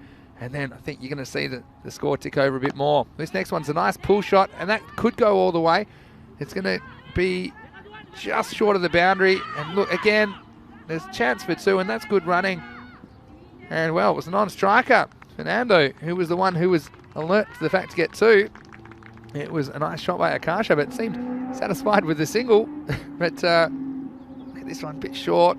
Watched it all the way, kept it on the ground. That's what I liked about that, because it was 0 risk as far as getting caught. And she retains the strike after the 2. Ooh, and that one, well, it came back, and that was very, very close. That would be called a leg side wide, but I tell you what, it was very close to disturbing the furniture. Watch this one come back, Rico. Yeah, well bowled. And just watch this. It just pitches, and look at that movement back in, and that wasn't far off at all. And good bit of keeping. Yeah, nice to see the keeping there as well. Good movement, like the body positioning there, getting into place, and also stopping the ball from going past as well. The next one, it's a good shot, but you can see. Look, I get it. You're going to be cautious. No one likes getting run out. And I tell you what, with the, I suppose just the size of the players, it makes the distance seem a bit longer to run. And that's why it's even more important that you need to back up even more. You have to be on the same page. You have to communicate. And we'll see if that's something that Roma CC learned from this innings when they get their turn to bat. And again here, they've got to get a run there. And it was a good call. Again, I've liked Sriani Fernando being aggressive with the running hard. And it was her call, and she took it. And again, run won't go down to her, but she has her role to play as a non-striker. Well, that's the end of the over. What a brilliant spell of bowling that's been from Usura Manard. She's bowled 4 overs now complete, and gone for 10 runs. And also picked up 2 wickets. That's a fantastic spell of bowling. Been very impressed with her. Yeah, definitely. And these middle overs so important. And 2 for 10 off 4 is outstanding work. So, well, 16 over check-in time. What am I thinking here? Well, you've got 4 overs to go. I think you'd love to get probably 5 and over. In the context of the game, 5 and over gets you to 62, and if you can get any more than that, then that's going to be a bonus. But a lot of it's going to depend on how well the bowlers can bowl, and they've shown so far keeping it straight. I mean, the total amount of wides is 9 wides, and we've had 16 overs, so they're only getting 1 wide every 2 overs, and I suppose the 5 byes as well, so 14 runs total in extras. But you can't really count on that form. You're only going to get 2 wides. You have to make the rest of them yourself. And so the way to do that, I think, is the running between the wickets is so important. So just say loud, confident calling. Let's be backing up. Let's be looking for it. And let's try and get these runs on the board. And it even goes to balls, for example, that you can talk about specific scenarios. Like if it goes back past the keeper, then we're going to run. If the keeper misses it, we're going to run. Let's just make a decision. And we know there'll probably be a couple of those at some stage. And it's actually nice to see them now coming together and just having a bit of a conference and talking about the situation. And I like to see that. That shows intelligence that the 2 batters have decided that we're going to have a talk about this and let's make a plan. So let's see if they can execute it. Yeah. Kumudu Pedrica, of course, the Roma captain, coming on the bowl here, looking for her first wicket here, her first scalp in her last over. Have other ideas. Yeah, when you consider she's only giving up 1 run and over. 3 runs off her 3 overs into her 4th. She's going to be difficult, but this is her last over. And they'll have 3 more after that. So I think the key is just taking those runs. When you do get bat on ball and you do hit into a gap, you both have to run. So come on, Roma, says Sahas 13 in the chat. They're playing very well at the moment. It's well bowled again, bit of extra bounce and beating the bat. And I guess it's hard to run if the ball's too good, and that was a good one from Pedrick to get that extra bounce outside the off stump. And it is her birthday today. Happy birthday, Kumuru. It's nice. What a birthday present. You know, a wicket's always a nice present. Wicket's a nice present. Now, I think we'll see her open the batting as well. So a few runs would be a nice present as well for her. So grabs a bit of pad. But again, you see the batters not reacting, and I think if they go straight away there, then the fielder's got to run a long way to get the ball and get it back in. There's a lot of stuff that has to happen to make it a run out. Haven't really pressurised the fielders here, and that's one thing that they'll be disappointed about. They haven't really tried to make things happen with the running. And, well, this lady here, the bowler, the captain, birthday today. If you could get a wicket, it'd be great. But can you imagine if they do the job in the field, which they're doing at the moment here? That one's gone a bit astray and is running away. And just having a look at the umpire to see what the signal will be here. And it will be a wide, so that's 2 runs there. She'd be disappointed with that. The first time she's really strayed down the leg side. But yeah, I mean, going back to that, of course, what an opportunity to have a fantastic birthday, to restrain, as they're doing at the moment, this youthful Padova team, and then go out there, get the runs, and have a championship on your birthday, a win. This one's coming back a little bit too far. And look, I'm a big fan of team players as well. And so I'm just going to go back to Sriani Fernanda, who's batting, who's only faced, that's the 3rd ball. She hasn't scored yet. And statistics will say she hasn't really done too much. But she is a reason that they've scored the last 5 or 10 runs. Her running between the wicket and her intent has been really good. So I'd love to see her get a run or 2 here, facing the opposition captain. This one just beating the bat. Lovely but delivery. Sometimes we can get too obsessed in statistics and who's scoring all the runs, and these little things, especially in a game like this, you see the little things, they won't show up on the stats sheet. As we get to the end of another over after 17, it's 44 for 6. And this is just a reminder about what's happening in the world of European cricket over the next 5 weeks. The Fan Code European Cricket Series. We're in Italy. It's great to be here. And wherever you're watching around the world, we hope you can join us as our Italian job, as it's being called on the website. We're starting in Rome, then we go over to Bologna, then Venice, Milan and Brescia over the next 5 weeks. We've got games Mondays to Saturdays, of course, starting every morning at 7:30 a.m. GMT, which is 8:30 in Central Europe. It's 1 p.m. in India, so join us on ECN. Back to live action. And well, they're taking a risky single. If it's a clean take here, it should be gone. And that's a great bit of fielding. Not the best bit of running, but how about that? First is that Helene Fernando.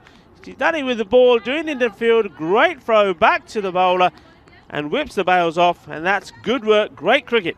Yeah, and well, the thing is, if you run straight away, the fielding has to be good. But again, it was just that momentary lapse. I think she was probably going to be out anyway, but that's just because the fielding was so good. And I think that's the risk you have to take at this point. Again, the ball had to be taken. And yeah, with the Nagi coming back with immediate success, getting back to the stumps, being in the right spot. And another wicket goes down. So a 7th, it's now 44 for 7. Yeah, and anybody watching, any youngsters and young ladies out there as well that'll be watching this with high expectation of the future of Italian cricket, well, that's what you want to be seeing there from the bowlers. Bowl the delivery and then gets back into perfect position. We see so many times the bowler bowls the ball and then he's sort of standing in the middle of the pitch or not getting back behind the stumps. Get behind the stumps, take the throw, whip the bails off. Nice to see. Yeah, nice bit of work. You see why she's one of the best players going around in these parts, for sure. Let's see about number 3, most likely for Roma in the second innings of this game.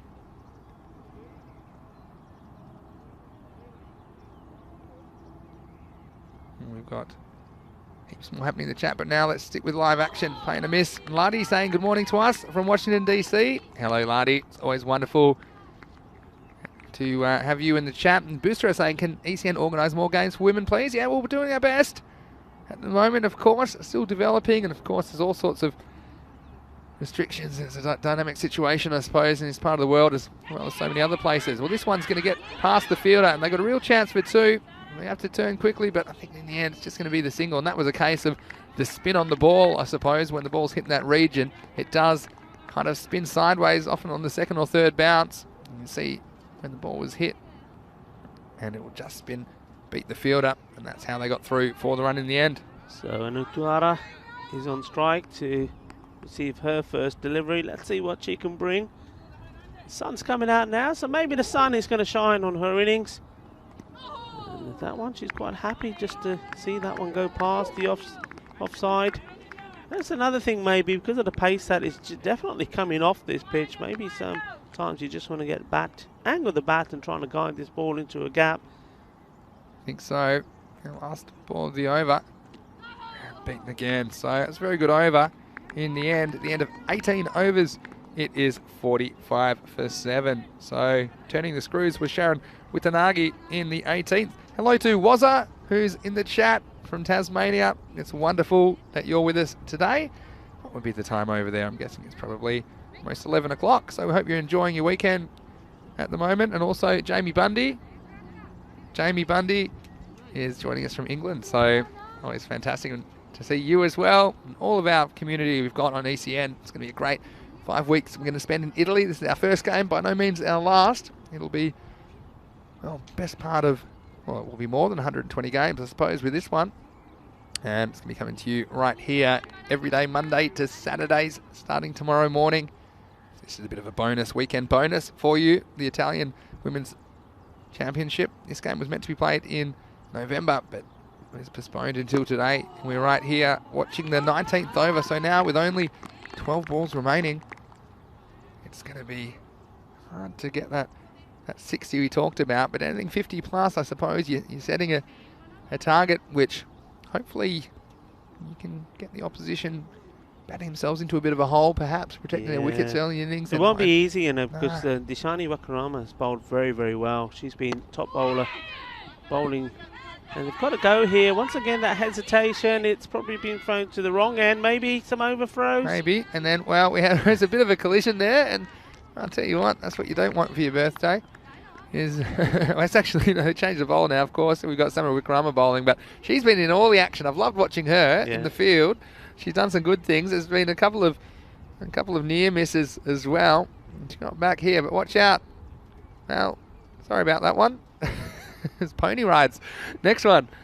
Well, it could be called a wide, and it is. So again, these are all handy runs for Padova.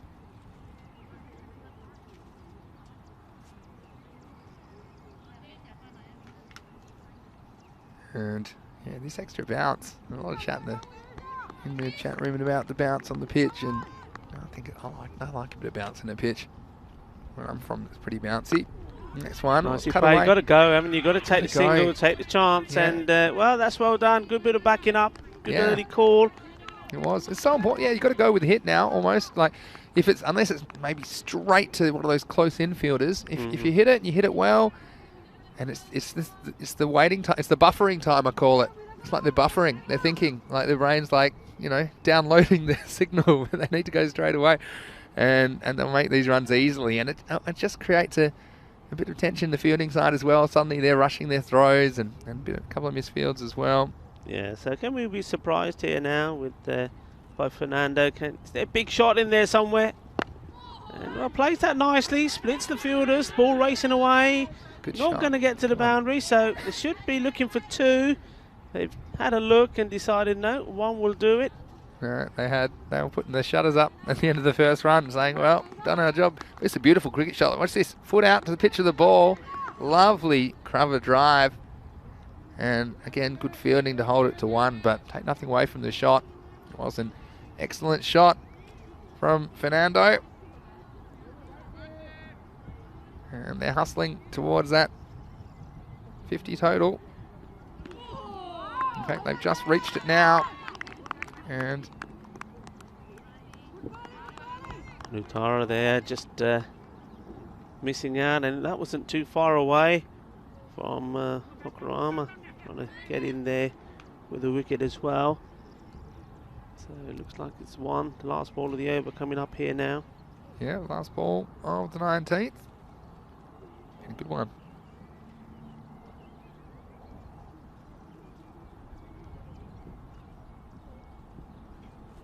Oh, that could go. Needs to be job has to be done on the boundary. It has been. I have to say the fielding as well from Roma has been very good. They've stopped everything. Anything that's gone past there, travelling at a pace. They've got body behind it. They've done it the right way, haven't they? Getting the hands to the ball, but always making sure they've got some part of the body behind it to stop the ball going through. So they've really been a good professional job here.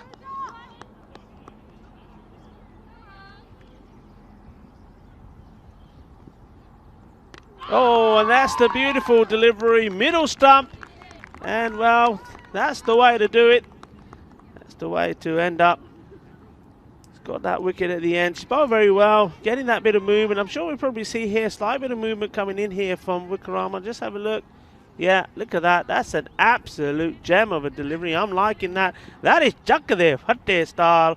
Well bowled. Certainly was, and you got to hit the target at this stage if you're bowling it to death. And I tell you what, this was right on the money. Middle stump, back it goes. And so the 8th wicket goes down, and the score now, it's 50 for 8 with an over to go. But, well, look, it was a nice little mini partnership between those two. We see it's not the usual cricket that we're used to seeing, the T10 format, and there's going to be a little bit of application and patience from Roma CC batters when they come out. Anyway, here is the last over, and it is Chad Wittanagi who's going to finish her spell. She's been very good so far, 1 for 9 off the first 3 overs.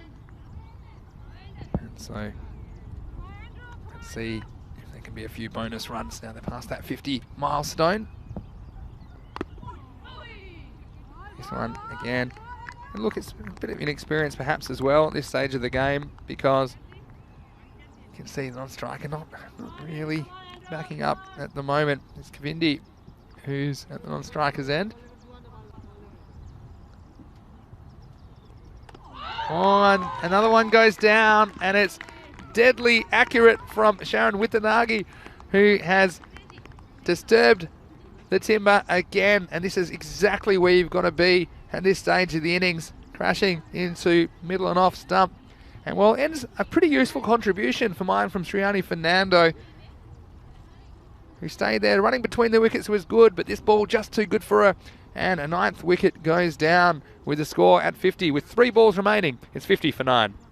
Yeah, good bowling. We saw how quickly I think Roma adjusted their line and length, the bowlers. They started off maybe the first 4-5 overs just bowling a little bit too wide, and pretty soon they got the line right, started bowling more wicket to wicket, and well, they've started to get success from that. Well bowled again, another wicket goes down, and certainly making sure that they're containing the Padova team here, not letting them get any bonus extra runs in this last over. So it's been a very good all-round performance from Roma. Got Jeevan asking us a question. Sorry, Jeevan, I meant to come to it before. He's getting well ahead of himself. He's saying, come on, Vinny and Rico, how long do you think it's going to take Roma CC to reach this target? So he's very confident for Rome. This one, well, good piece of wicket keeping. Let's have a look at this again. And you see this nice piece of wicket keeping. Look at this, but the foot staying at home. Nice bit of work, and she's had to battle. Summer Singer doing a good job trying to get this 10th wicket. She's running for the stumps now. Been very impressed with Sharon Wittanagi. You can see why she's got such a good reputation with bat and ball, to be honest, for Roma. Yeah, I'm sure that's the kind of knowledge she's passing on to the younger players in the team as well. And I guess they're all learning all the time. With the last ball of the innings then. 50 is the score. 9 wickets down. Here we go. And it'll be bowled. So it'll be bowled out off the last ball of the innings. And Wittanagi getting 3 wickets in the end. 3 for 9 off her 4 overs. Not a contribution from her in the big match. This Italian was T20 Women's Championship final. And we see this one, well, again showing the accuracy and skill to put the ball in the right place. That one just crashing into the off stump. So, well, it's not a bad way to finish. In fact, it was a double wicket maiden in the 20th, and you don't see that very often. And Padova women, after winning the toss and electing to bat after a 6-hour bus journey, nonetheless, they have finished on 50 for 10.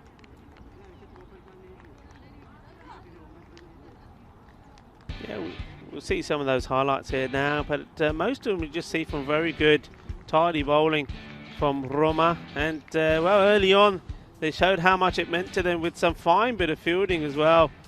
And you see there Tishani doing the work there, and we'll see some good efforts also from Sara Savelli, she was very good in the field. Good all-round performance. I love Summer Wikrama. She's everywhere. You can't keep her out of the game. That way she was backing up and she's trying everything with her fielding as well. Then she got in the right position. She's a ball magnet. Watch out for her. Well, that one got away from her, but it wouldn't be too long before she would be back in the action. Well, that might have stung the fingers a little bit of a slippery day in Barcelona, but look at the commitment here and that time with Nagi. Oh, she was amazing, especially towards the end of the innings. Yeah. And then this, what a catch this was to take the first wicket, because Padova, well, they'd had a fairly decent start, not giving too many wickets away, but then, well, they just got things moving a little bit, and I liked the fielding from Sarah Sabelli as well, throwing herself around, trying to save those extra runs. They could all count in the end. It was the run in between the wickets for me, Rico, in the middle of the innings where it all kind of went wrong. And look at this, the one-hand pickup. I said you can't keep her out of the game. Deshani Samwikarama pulling that run out of nowhere. And then, well, it was hard going through the middle overs, you have to say. And a lot of that was to do with the bowling of Talini Fernando and Nimesha Asura Managi, who really put the screws on in the middle overs. Yeah, absolutely. You're seeing there, great bowling, wicket bowling, and when you got the batters playing across the line with most of those deliveries, yes, absolutely. Take the glory, enjoy the day. There was this shot, and it was well hit, well struck, and went all the way for Cuatro puntas. It was the only one, unfortunately, that Padova could manage. Other than that, try as they did, and you can't blame them there towards the end. They had to play some big shots, had to try and really accelerate. I said that 60, between 60 and 70 would be a good score. It would be competitive. Now it all depends on how they come around and do the job with the bat, really. But again, good tight bowling. This again, a bit of uncertainty. You've got to be sure. This is a big moment. And Chituri dropping the bat and getting run out. Yeah. And a couple of times that happened to her, but that's an unfortunate one because she's one of the more experienced players, and you feel like if she'd stayed around, they could have got close to that 65 or 70 that they were probably hoping for after their start. But again, it was good, accurate bowling. All the Roma CC bowlers just showing a lot of experience. Then we had another one. This was a moment. This looked to me to be fairly short, but the umpire, well, he might have had some dust in his eyes, I'm not sure. Regardless, we saw that one. There was no mistake at all. And look at the perfect position from Sharon Witanagi getting behind the stumps. And you can see how much it means. They've been waiting a long time for this game. It was scheduled to be in November, of course, and they've had to wait until March. And then at the end, as they're trying to up the rate, it was the good death bowling, Summer Wikrama in the 19th. And then, well, Sharon Witanagi, who bowled overs 18 and 20. She only gave up one run in those overs while taking 3 wickets. So it was the perfect end to really what you say was a very good bowling and fielding innings from the ladies from Roma. Yeah, Sharon Witanagi for me, she was top performer. You're seeing in action here with the ball. She did end up getting the last wicket as well, the very last delivery. But also don't forget the fielding from her. There was the last wicket to go down. Don't forget the run out she was involved with as well, her positioning behind the stumps to take the bails off. So a very good performance from Roma. They will feel that they've done enough here by restricting a good Padova team to 50, and well, they'll feel pretty confident that they've done the hard work. And now as the sun starts to shine, go out there and enjoy a good batting performance. But it won't be easy. I think we've seen from that pitch, if you can bowl a good line, you're going to get something out of the ball. The ball is not going to be easy. It's not easy to get on top of, and I think unless you're prepared to use your feet, you're going to find runs hard to come by. Yeah, I think you're exactly right, and that's why it's so important to try and put some pressure back on the bowlers if they do bowl any bad balls, because it's just going to perhaps get you ahead in the game, get you mentally feeling a bit more confident chasing this kind of a score. Just going to the scorecard, you saw there Rashini Satanika with 12, the only batter to reach double figures for the Padova team. Also, I like the contributions of Himanshi Akasha, who scored 7. Also, shout out to Sriani Fernando. Only scored 3 runs, but they're running between the wickets, really got some momentum going their way later in the innings. The ball, well, with the bowling, I should say, 3 for 9, Sharon Witanagi. She was a star for me with the ball, very, very tight, not giving anything away. Also 2 for 10, Asura Managi was very good in the middle overs. Also, Fernando, like I said, in that partnership with Asura Managi through those middle overs, she took 1 for 6. The other wicket went to Dishani Samarukrama, 1 for 10 off her 3. But really all the bowlers, Aralia was good early, only 5 runs off the 2 overs. And the birthday girl, Kamudu Pedrick, the captain, none for 5 off 4 overs. And tell you what, the 2020 match, they're very good figures. So, looking in the chat, we've got, we were getting asked how many overs? Well, I'm not satisfied already that Roma CC, that this is in the bag just yet, although they will be very happy at this stage.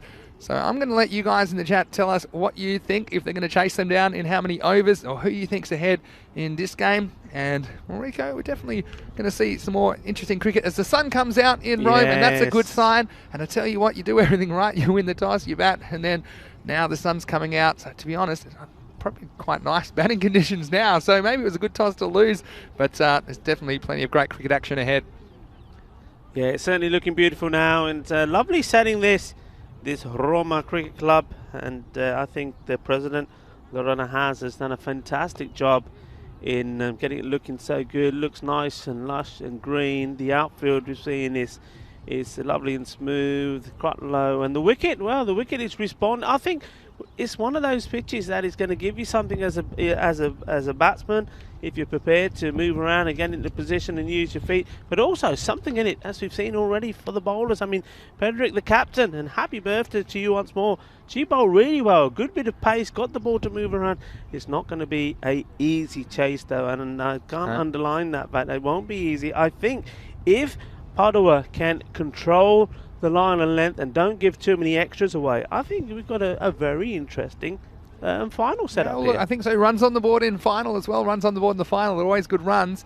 What I will say, that birthday girl that you mentioned, Pedrick, I just have a feeling she's going to relish the chance on the big stage to show what she can do with the bat. And I'm sure we'll see her opening up shortly. So I think that the Roma women, they'll be pretty confident. I just think that if she gets going, this game could be over a little bit early, but I guess we're going to have to see. And like we've seen with this pitch, there's plenty in it for the bowlers when they get it right. So we're going to take a little bit of a break. We'll be back in about 10 minutes time. Just perhaps couple of minutes less than that for the second innings. So please join us. Keep those comments and questions coming in the chat. We do always appreciate your input. But for now, this is Vinny Sandu, Mr. Maximo, along with Rico Fool, and you're watching the Italian Women's Championship Final on ECN. See you shortly.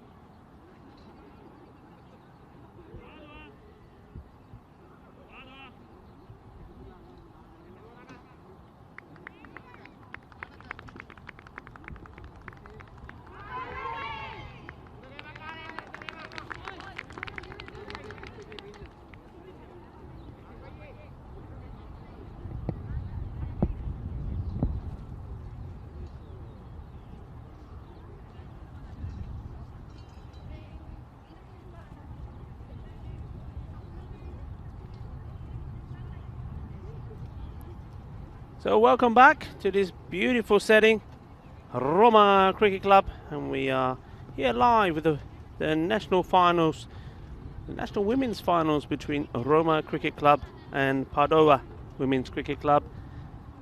And it's Roma that have a chase on their hands. A target of 50, 51, 50 was scored. The 51 is the target. And well, they feel pretty confident because they've done the hard work. They've restricted their opponents to a score that they will feel that they're able to reach. And it all comes down to the question of how well the Padova bowlers bowl here now, because I think, as we've seen already on this pitch, if you do bowl a good line and length, it's not going to be very easy to get the ball away. I think the sun coming out will certainly favour the batting side. But of course there's still a lot to do, and this is a final. Don't forget, this final, there's going to be a few jitters. It's also the first time ever here in Italy that a women's match has been televised live, so there's a few nerves out there as well early on, no doubt. So a few things to contend with mentally, as well as whatever the bowling is going to look like from the Padova team. So the umpires, it's going to be Suleiman Saeed to be at the bowler's end, first one up, and it's Seneca Fernando at the moment is at square leg.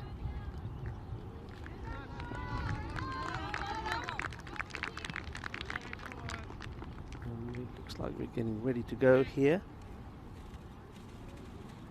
And here we go, we're off.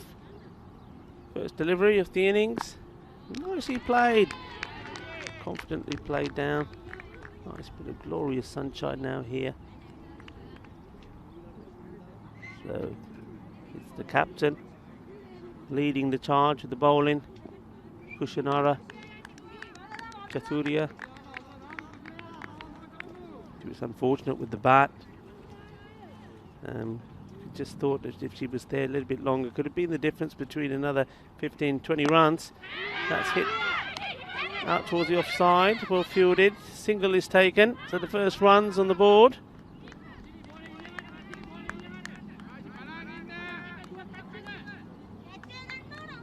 Yeah, nice. Just a little bit too much width there, and the opportunity to get bat on, but that was a nice stop, kept it to a single, good work.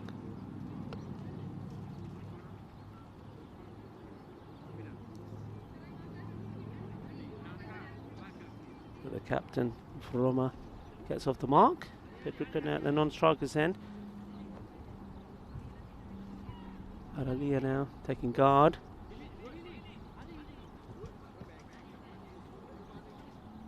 Well, can the captain here of Padova get a wicket early? Sinera, knowing the importance of getting the breakthrough, especially getting the Roma captain, that will certainly give them some confidence. Played out to the offside from the left-handed Teshanai Aralia. No run.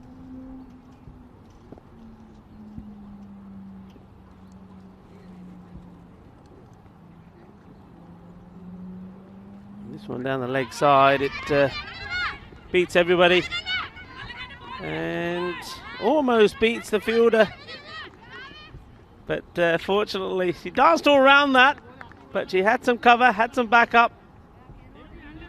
But they do come back for the second, and straight away demonstrating their Roma that they're not going to make the same mistake. They're going to take the runs, and they're there. Good bit of running there. Look, turn around and went. The captain knew she was running to the danger end, so stopped and made sure. A confident start here from Roma.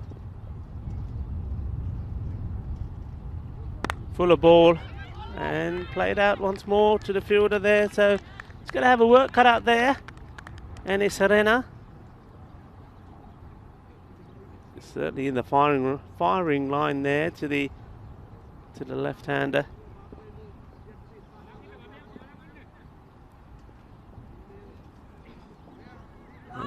A bit of width there, swing, a miss. Once more, it's a misfield there. She's loving her time though. I love that. There's so much enthusiasm. Maybe too much enthusiasm. She's so excited. The enthusiasm is getting the best of her, missing that one out. And once more, the ball is taken here. You see this here. The wicketkeeper's positioning probably not 100% where it needs to be. And this comes in and once more eludes and she puts hands on the head and says, "Hey Rabba, otra vez." And there she goes.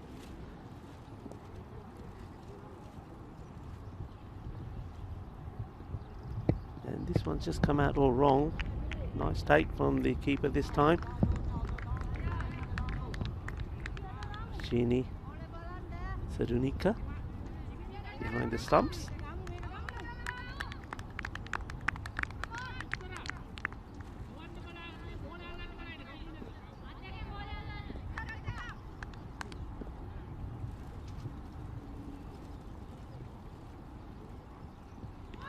Were bowled, nicely flighted.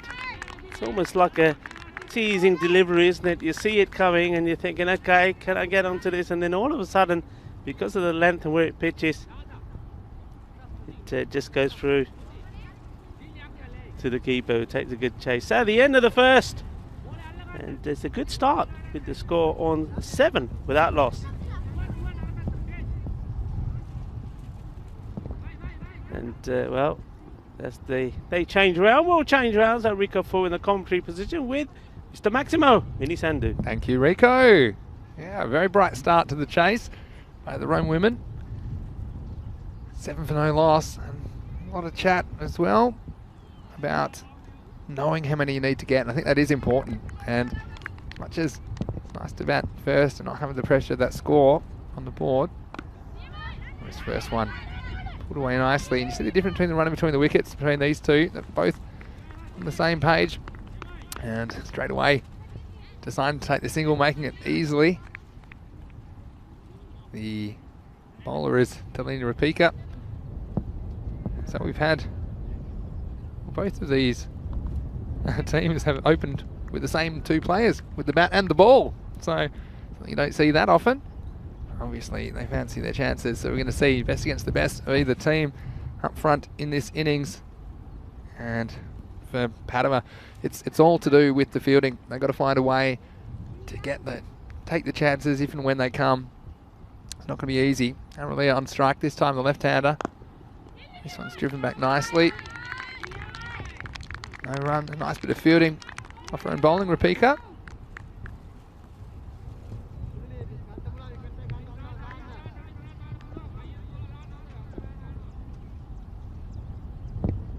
Here's the next one. Pitched up, and it's up, it's in the air, but it's away from the fielder at point. It was well struck. They'll turn for 1.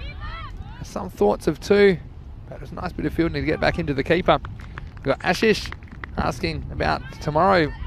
Of course, we start the Fanco European Cricket Series tomorrow. What I can tell you, Ashish, is to go to our website, europeancricket.com, because they will have all of the players to watch in those first games. Of course, 4 games a day, Monday to Saturday, and that is the place to go to get all the latest information about the teams and players in the ECS. This next one's shorter and it's hit very hard, and this is a beautiful pull shot. It's going to go all the way, 4 runs, and that was probably the shot of the day. What a nice one it was from the captain. Yes, lovely shot, far too short, and well, Kamudu Pedikra, no mistake here, just gets in line of it and gives it a good old hit. And it wasn't just a case of hitting it hard, but finding the gap, the ball racing away. 4 punti, 4 runs, nice shot. Yeah, that's the difference, isn't it? Just a slight difference in length. You're going to get the bounce anyway, so you don't need to be too short on this wicket.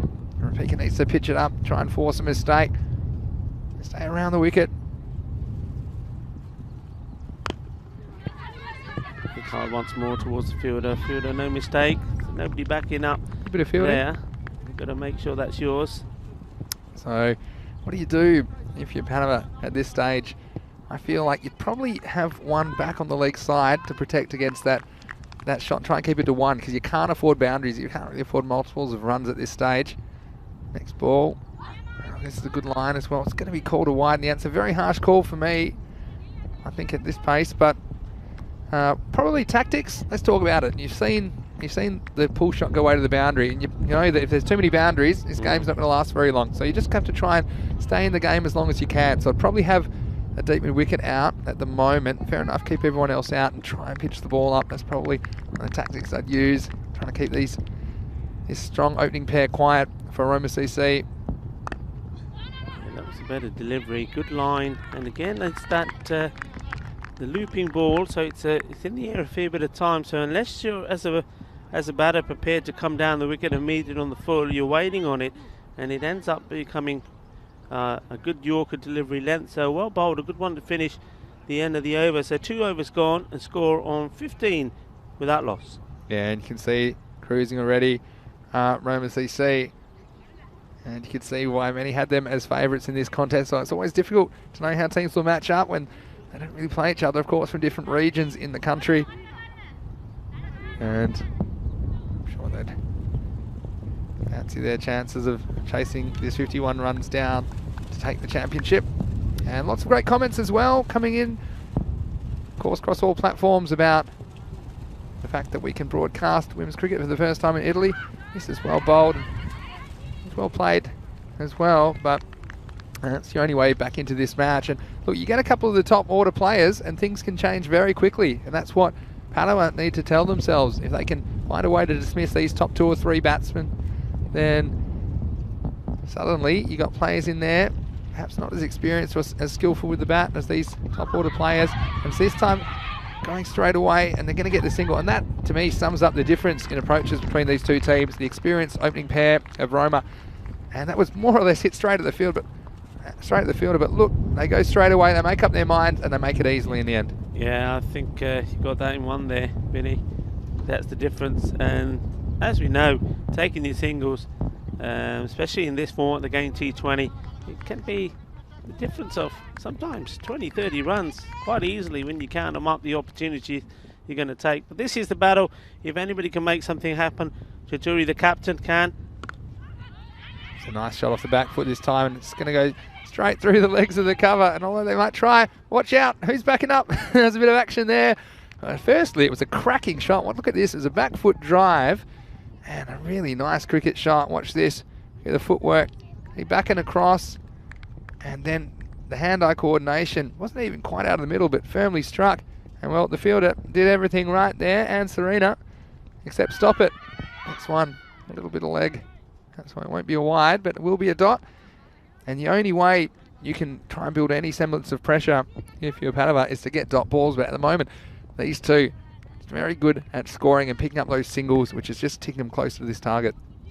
Yeah, battle of the captains. Chituri needs this wicket for her team.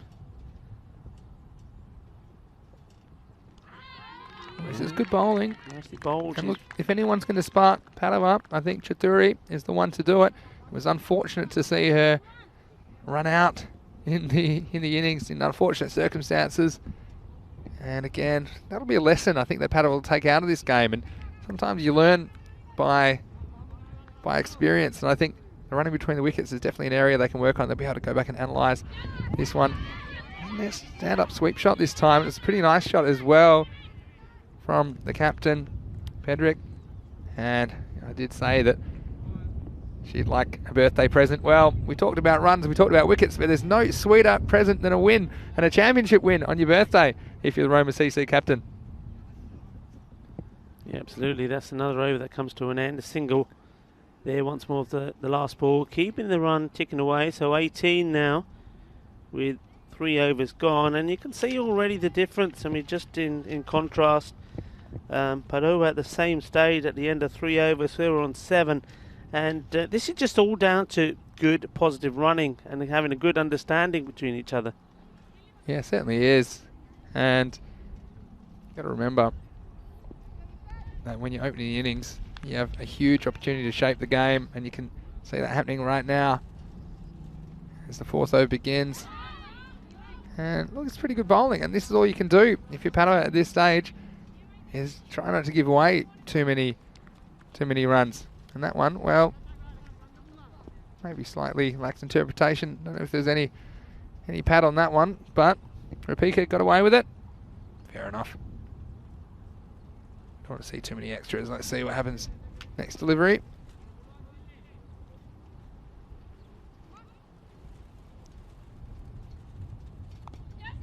That's hit well, and that's going to race away, I think, to the boundary, and it does. So 4 more runs. It was a little bit too short. It was down the leg side.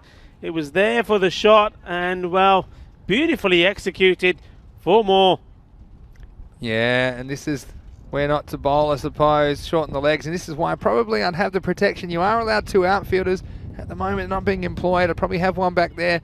And again, you don't want to set a field for bad bowling, but there's just that risk that if we have too many of the balls disappearing over the boundary, this game's not going to last very long at all. A lot of good comments about the wicket keeping, actually. And yeah, Sadanika. Saw her behind the stumps earlier, but at the moment,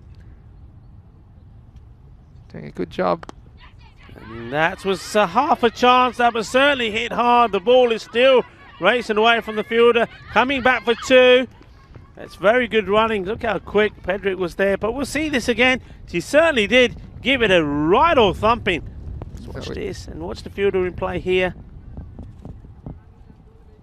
Again, it had to be done, but wow, imagine that. That would have been catch of the century if he'd held on to that. And Serena. That's hit well, and that's racing away. I don't think anyone's going to catch that. That's a delightful shot. Well, that certainly is for me the shot of the day. And good use of footwork, good timing, 4 runs, beautiful shot. Yeah, exactly, and this is the shot of the day for me. Look at this, a beautiful straight drive. Made it into a full toss as well with the good footwork. Did Pedrick. That one disappearing down the ground. Lovely bit of work. And well, tell you what, these 2 stay there. It could be over before we know it. Yeah, some nice shots. Around the ground, strong on the legs, driving well.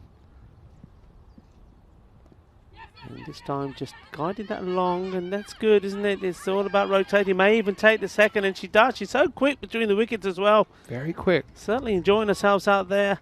And, well, another 2 to her name. She's moves into the 20s now, really. Going like the clappers here. Yeah, and look, you can't fault the cricket intelligence of Pedrick. We saw it with the ball. She didn't pick up a wicket. She was very, very tight. And the little things she's doing, the running between the wickets.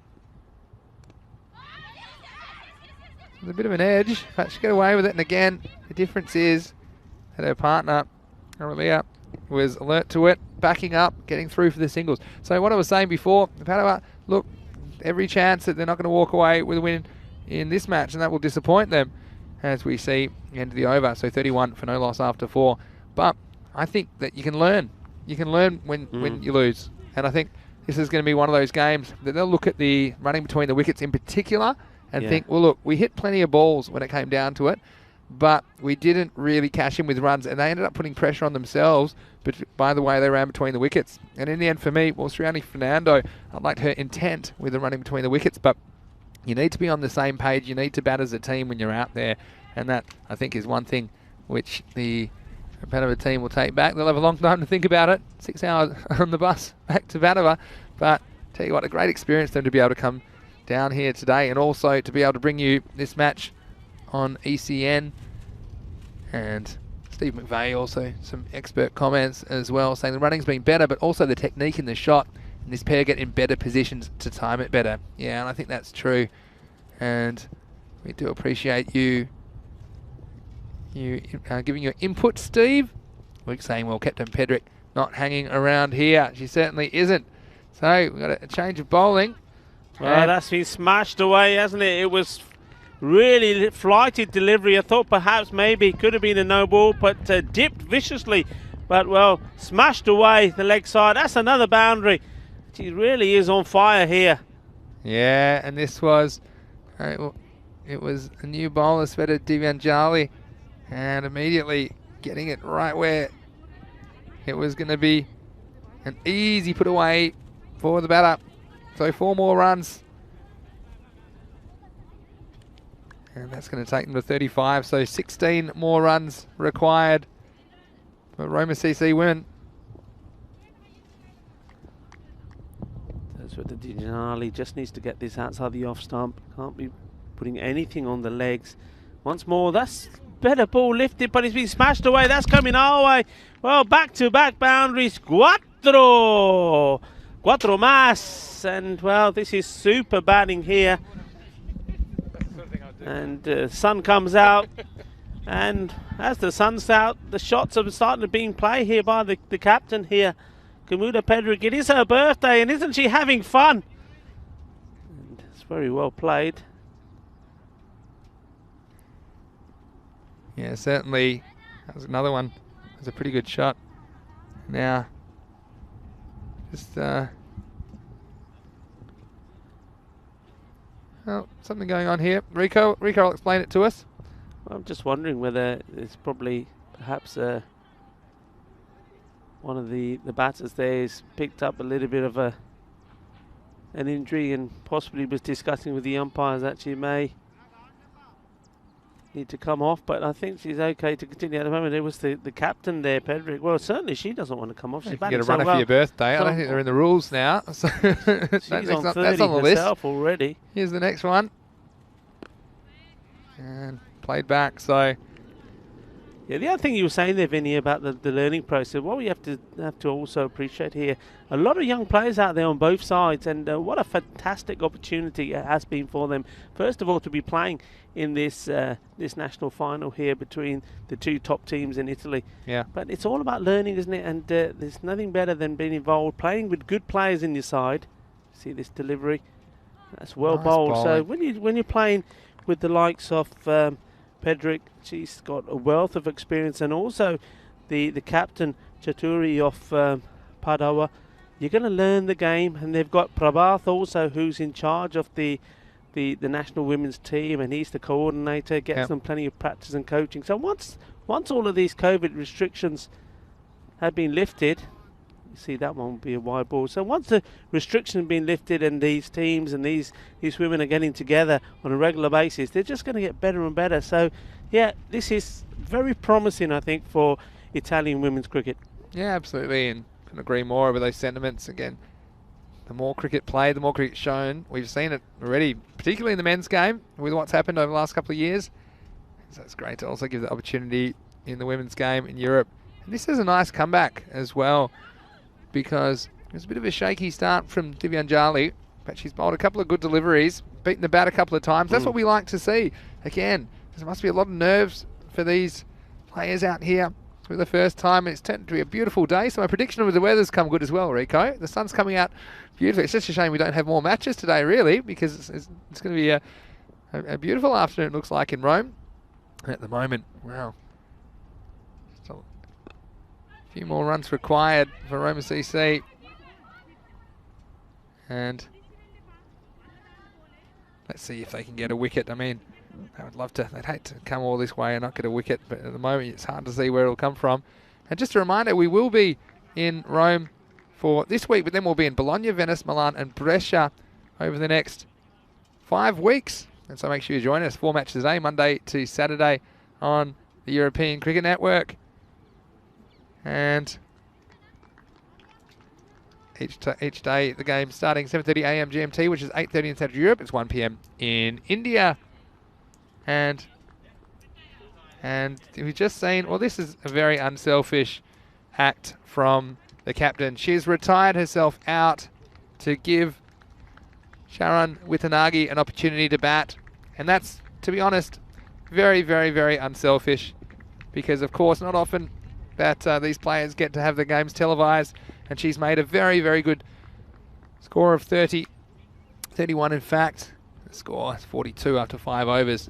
And retiring to give someone else a bat and an opportunity. And tell you what, talk about leadership. And I think that's actually a very nice gesture, Rico. And we'll come to that in a second. But first, we're going to have the start of the 6th over.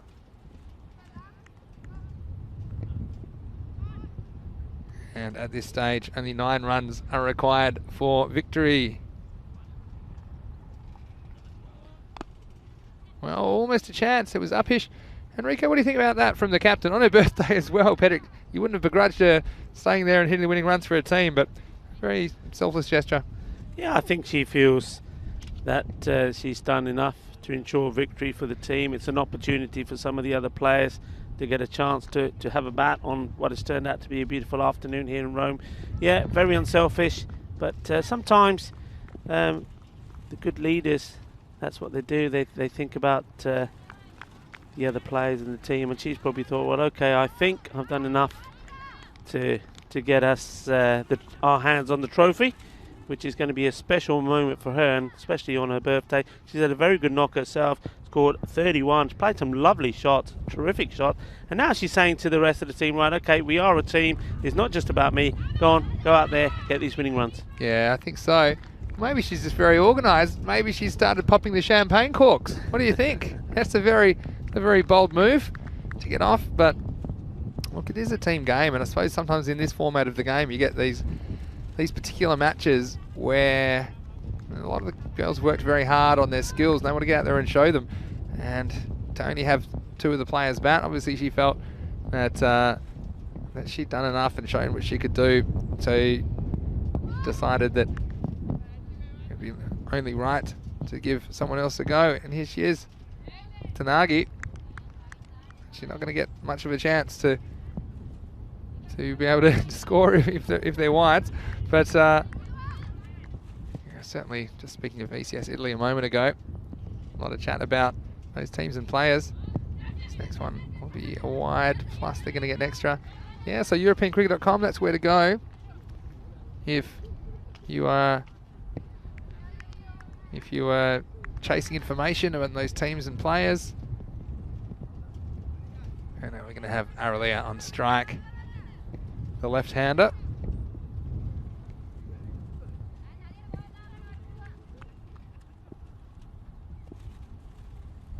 And she comes. Oh, and this is a good bit of bowling. And again, this is what I'd say to the Padova players. That highlight is only one ball away. That's what I often think in these one-sided games. You could take an outstanding one-handed catch here. And you look here, she's very close to a wicket. It was good bowling, good wicket keeping as well. Nice bit of work by Sadanika behind the stumps. This one has gotten away from her though. Again, good bit of keeping. It's going to go down as a wide in the end. But yeah, Rico, 5 weeks ahead, 5 different locations. Of course, the 5 winners of each of these weeks, they're going to be playing later in the year. That's the plan anyway, in a kind of a winner of winners final of ECS Italy. So I think there's a little bit of bat on this. And well, I thought they were going to maybe go across and take the 2, which they didn't. If they had done, that would have been the match. So scores now are level. Well, that actually, because it was a wide +1, so the wide was called, and for that reason they did it's take 2 the runs. Run. There we go. It is. So the Rome women, they're going to finish the victors in this contest. They are the champions of Italy, and they have cruised to 51 for 1 off 5.2 overs, and well, led in large part due to Pedrick's innings of 31 off 21 balls. And it was a wonderful effort from Roma CC women, but take nothing away from Padova. They had to put in a lot of work to this point to qualify out of their group, and they've had a long journey here, 6-hour journey today. And well, they got that exposure, and they've had 1 or 2 highlights themselves, and I liked the attitude and good sportsmanship as well between the 2 teams. We see them just congratulating each other at the moment, but it was just Roma CC's day. Despite losing the toss, they applied themselves well in the field. They didn't take too many of the chances early, but once they did and they turned the screws, they made it very hard for Padova CC to score, ultimately restricting them to only 50 runs. And in the end, they chased them down easily. Yeah, what fantastic scenes though for the Federation of Cricket Italia. So Fabio Maravini, he'll be a very proud president, seeing that the hard works and efforts of Lorena Haas and Pravath have produced this beautiful day, a perfect day where 2 teams, 2 winners of their respective leagues have come together to play the national final. Final that was cancelled the first time round because of COVID restrictions, but they managed to get together, had the final, and it's ended up being a real masterclass performance from Roma. They were the favourites, and you could see why. Well led by the captain, and that's great scenes there. The champions in a huddle and congratulating each other, and how well they are led by Gumudu Padera. I think she's a good leader. I had a good chat with her before, and the one thing she said to me, Pedrico, is that this is all about the teams that are available at the moment playing, the players that they have at the moment playing, but also about showing the rest of Italy that there is women's cricket. Women's cricket is coming back on the agenda, and they're going to schools and also more social clubs to try and get more young cricketers involved in playing the game. So a terrific day for Italian cricket this. That's what it's all about, really. And we'll look, let's just go back to this second innings and chasing 51 for victory. The openers came out, and although they had the odd test or two early, there were some good deliveries, and I like the fielding of Saneri and Atara there, getting in amongst it as well. There was a couple of good shots played, and it was the authority of Kamudu Pedrick. Like I said at the innings break, I thought that it's her birthday. She wasn't going to miss out. She was going to show what she could do. And you see she was pouncing on anything short, anything on the leg side. And some of these shots, they were really, really nice cricket shots as well. See this one? Well, it was half a chance, just a fingernail. That's why you don't get your nails done before cricket, because it can be very dangerous. This is the one for me, though, down the wicket, making it into a full toss, and that went well past the boundary. And that, to me, was probably the shot of the day.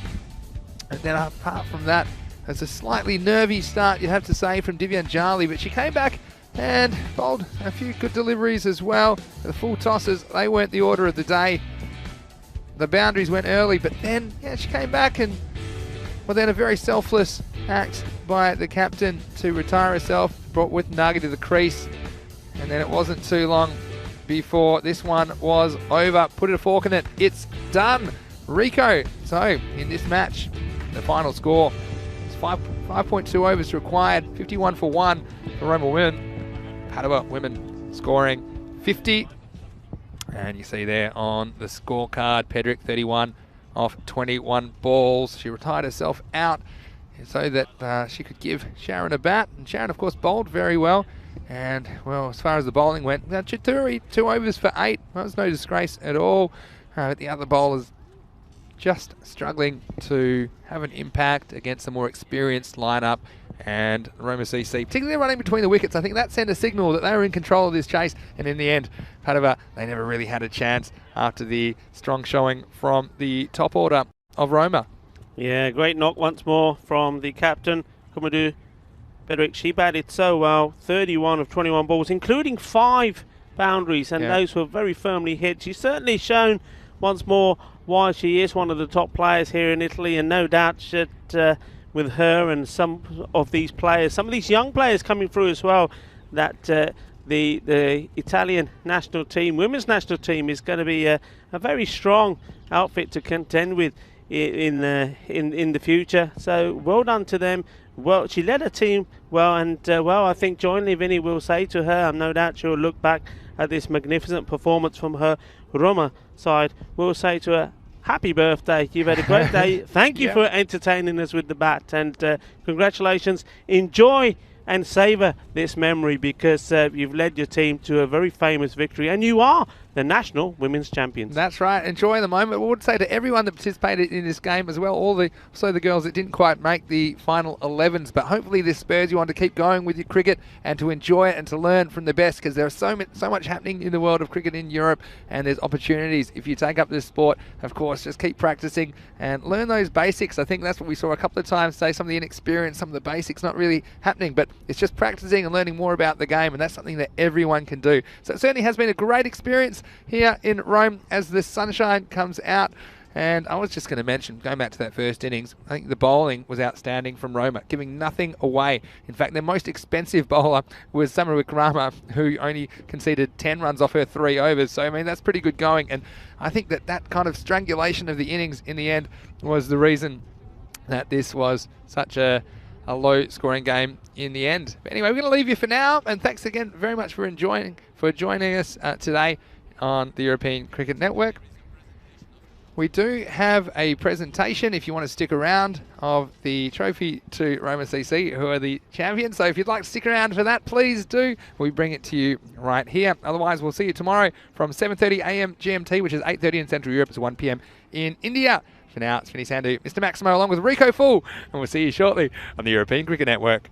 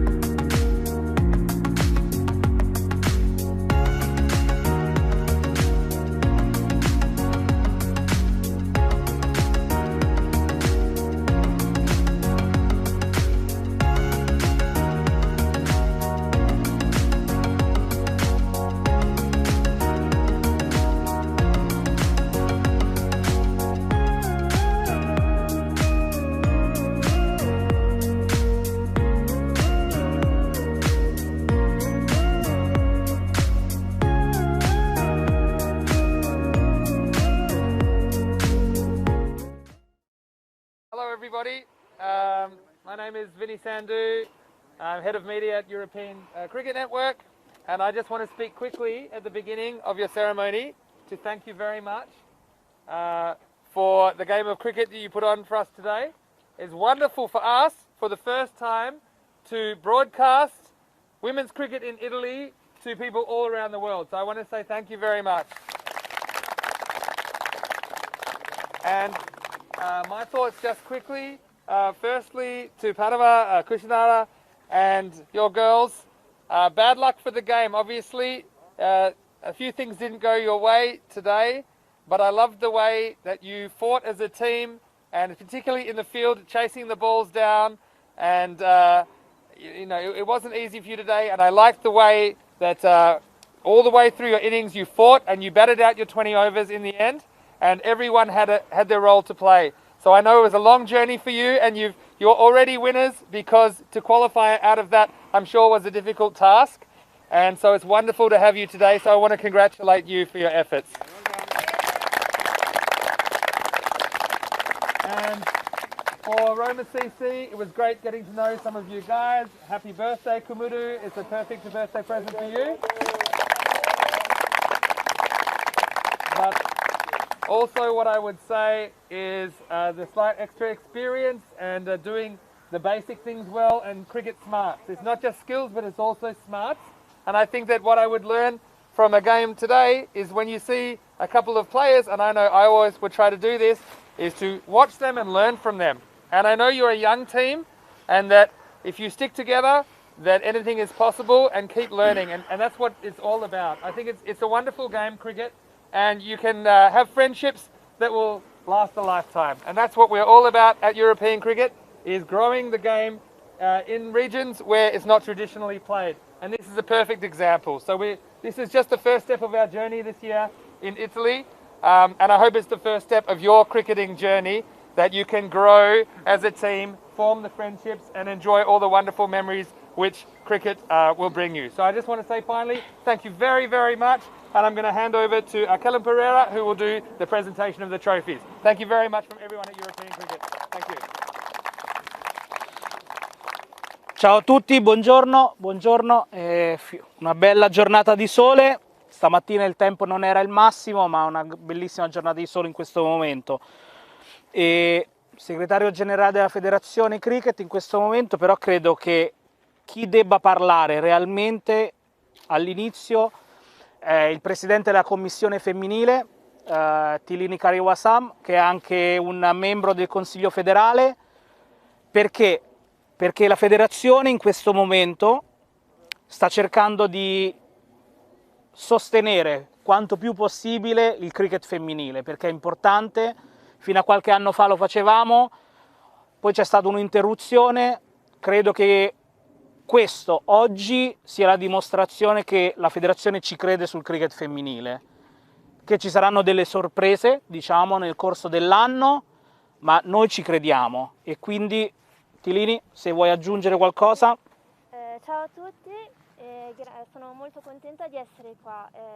Devo dire che finalmente si vede un po' di cricket femminile e penso che sia molto bello iniziare l'anno con la finale, vabbè, del 2020, ma dare l'inizio del 2021 con il cricket femminile. Quindi questo fa capire quanto comunque sia importante la parte femminile di questo sport. E come diceva Callum, come commissione femminile insieme a Lorena, Fabio e a Prabat puntiamo molto su tutte queste ragazze e vorremmo arrivare a fine 2021 arrivare a un nuovo livello di cricket femminile, cercando di coinvolgere più ragazze possibili, anche chi non ha magari una squadra diciamo di provenienza o un riferimento. Cioè, più ragazze ci sono, noi siamo felici e in qualche modo riusciamo a coinvolgerle dentro a questo movimento, che secondo me ha un grandissimo potenziale e rispetto a tante altre cose, e quindi secondo me tutte insieme possiamo farcela. Volevo dirvi di essere molto fiere di voi perché siete state tutte molto molto brave e ovviamente come prima cosa dovete ringraziare voi stesse, ma poi anche i vostri allenatori, perché è anche grazie a loro che siamo qui e quindi niente, imparate tanto dai vostri allenatori e niente, e that's all. Grazie, grazie. No, non scappare, resta qua. Quindi, stavo dicendo, prima di iniziare la presentazione, ovviamente il grazie mio è personale. Io ovviamente curo la parte tecnica in federazione, faccio sì che tutto quello che il Consiglio federale, il Presidente e le commissioni propongono vengano realizzate. Quindi in questo momento coordino tutte queste attività. Quello che vi posso dire è che la nazionale italiana ritornerà in campo quest'anno al 99%, Covid permettendo, che giocheremo in Italia con altre 2 nazionali. A luglio-agosto c'è il gruppo di lavoro che lo sta facendo e organizzeremo dei T20I contro altre squadre. Questo di nuovo a dimostrazione che ci crediamo e vogliamo sì che il cricket femminile cresca. Andrei quindi a questo punto sulla presentazione dei trofei. Purtroppo in situazione di Covid non posso toccare niente, non vi posso né stringere la mano, però chiederei ad ognuno dei partecipanti di venire e prendersi la medaglia con il capitano per ultimo. Ok? Quindi se posso avere intanto il Padova con il capitano per ultimo. Dito di qua. Questo qua. Brava.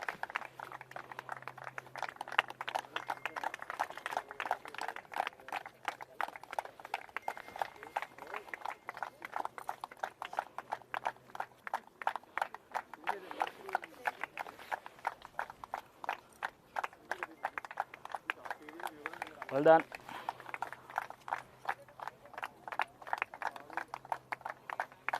Brava.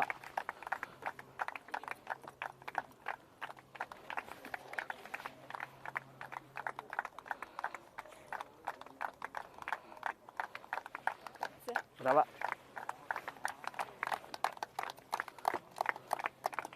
Brava.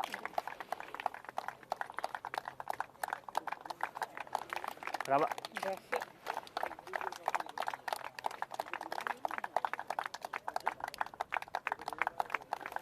Brava.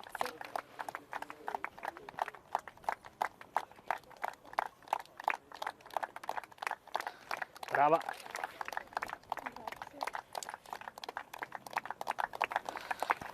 Brava.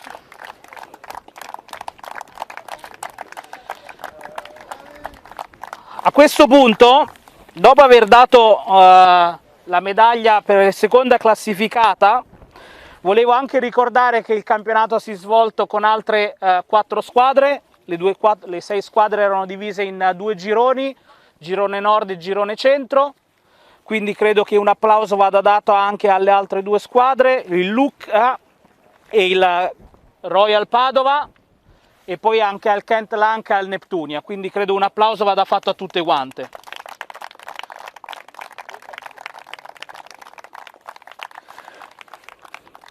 Poi io ricevo, come ho detto, io riseguo ordini che mi vengono dati, non entro nel merito delle cose, quindi mi è stato dato un elenco di nomi a cui andranno dei premi speciali. E il primo premio speciale Best Batsman a Kumudu. Best Batsman Kumudu della Roma. Dove sto? Cappegan, Palini. Sì, girati, facciamo la foto.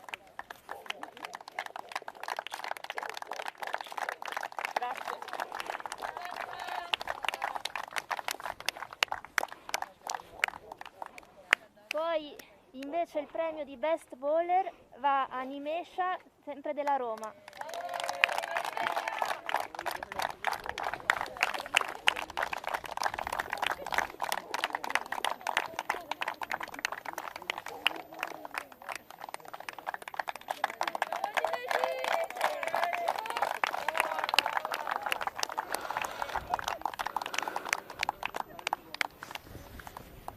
Poi il premio di Best Keeper va a Rashini Lianaghe, Padova.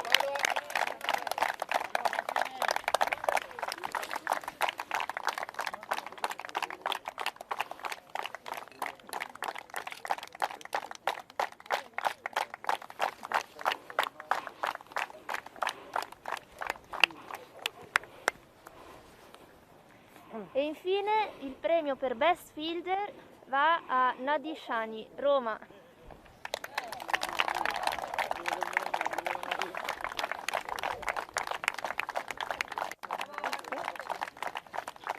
No, dopo.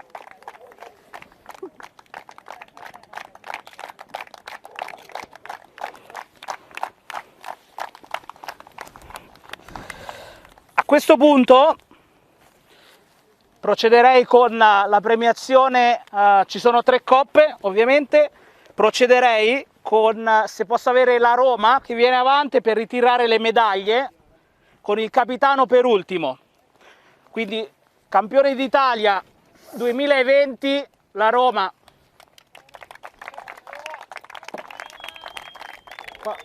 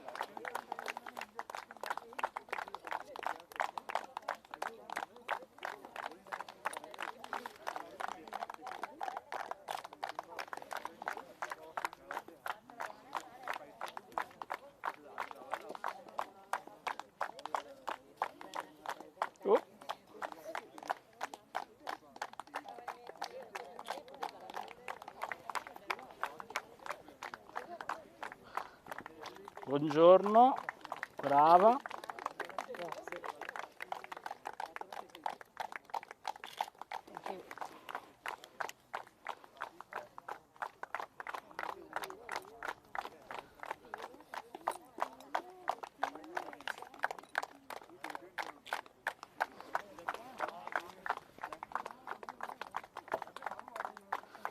Pesdiciani.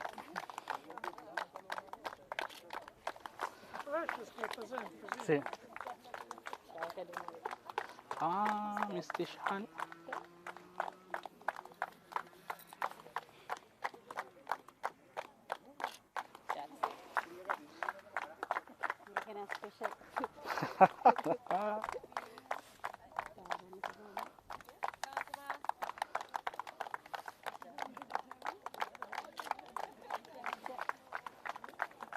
Capitano.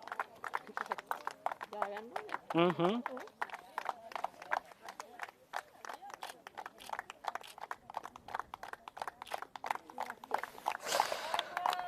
Allora, prima di consegnare le coppe, volevo dire che questa è stata la partita numero 263 della stagione 2020, che è stata giocata in Italia. L'anno scorso anno abbiamo giocato 262 partite, credo che sia un numero molto molto grande per il cricket in Italia. Nonostante il Covid, vorrei ricordare che abbiamo dovuto cancellare anche dei campionati, ma che comunque abbiamo giocato 262 partite. questa doveva essere l'ultima della stagione ma non ci siamo riusciti, quindi è la 263 del 2020 e da domani inizieranno le prime partite del 2021. L'obiettivo è quello di aumentare il numero di partite giocate, aumentare la qualità del cricket giocato in Italia, e questo può essere fatto soltanto grazie a diverse cose: ai giocatori, agli allenatori, come ha detto Tilini, a tutte le persone che organizzano. Ieri qua non c'era niente, ok? Io ieri mattina sono venuto qua alle 10 e c'era un gruppo stupendo di persone, che sono questi ragazzi che vedete con il frattino giallo, che sono i ragazzi della Roma Cricket, che hanno messo su tutto questo, quindi credo che un grazie vada a loro.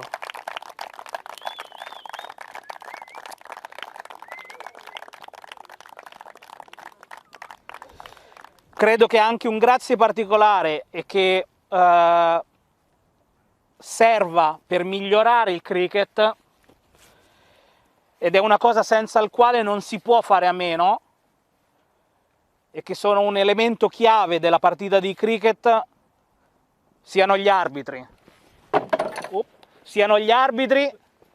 Quindi un grazie a Silvio e ai suoi ragazzi, Shanaka, Suleiman, grazie tantissimo.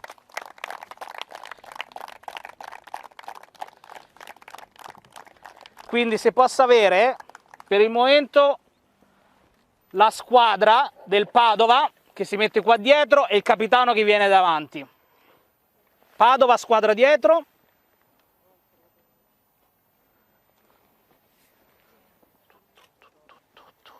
Quindi Padova Cricket Club, seconda classificata del campionato italiano 2020 femminile.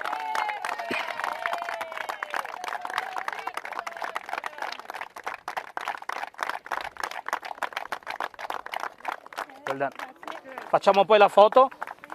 Là, ragazze, poi la rifacciamo. Andiamo di qua.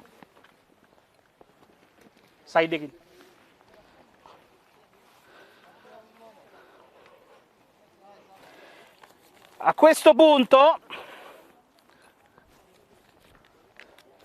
ci sono due coppe da dare, che sono ovviamente alla Roma Cricket, perché campione d'Italia 2020 femminile, ma c'è anche il premio della miglior giocatrice, che va a Kumudu.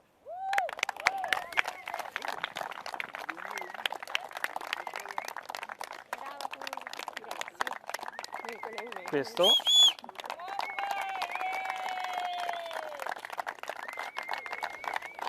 Kumudu resta pure qua, ragazze della Roma, quindi Roma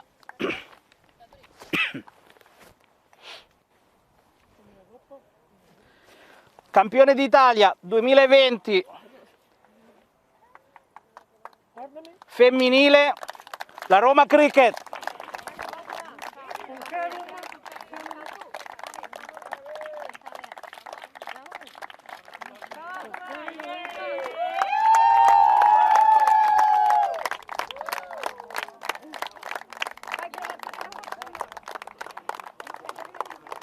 Scusate con l'allenatore. Ok, vi stringete? No, tenete le coppe in mano. Coppe in mano, coppe in mano. Non si possono, non si devono stringere. No. Coppa in mano. Coppa in mano. Oh. Ok, mi guardate?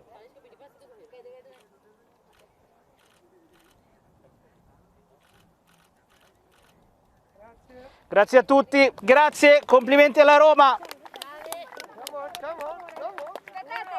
Ah sì, presidente.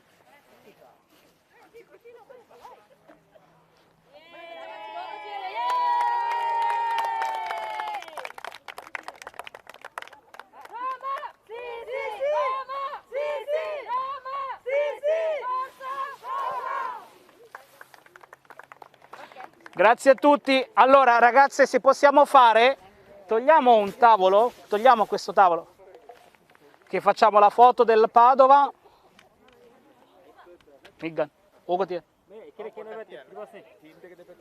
Oh, ikagam. Is this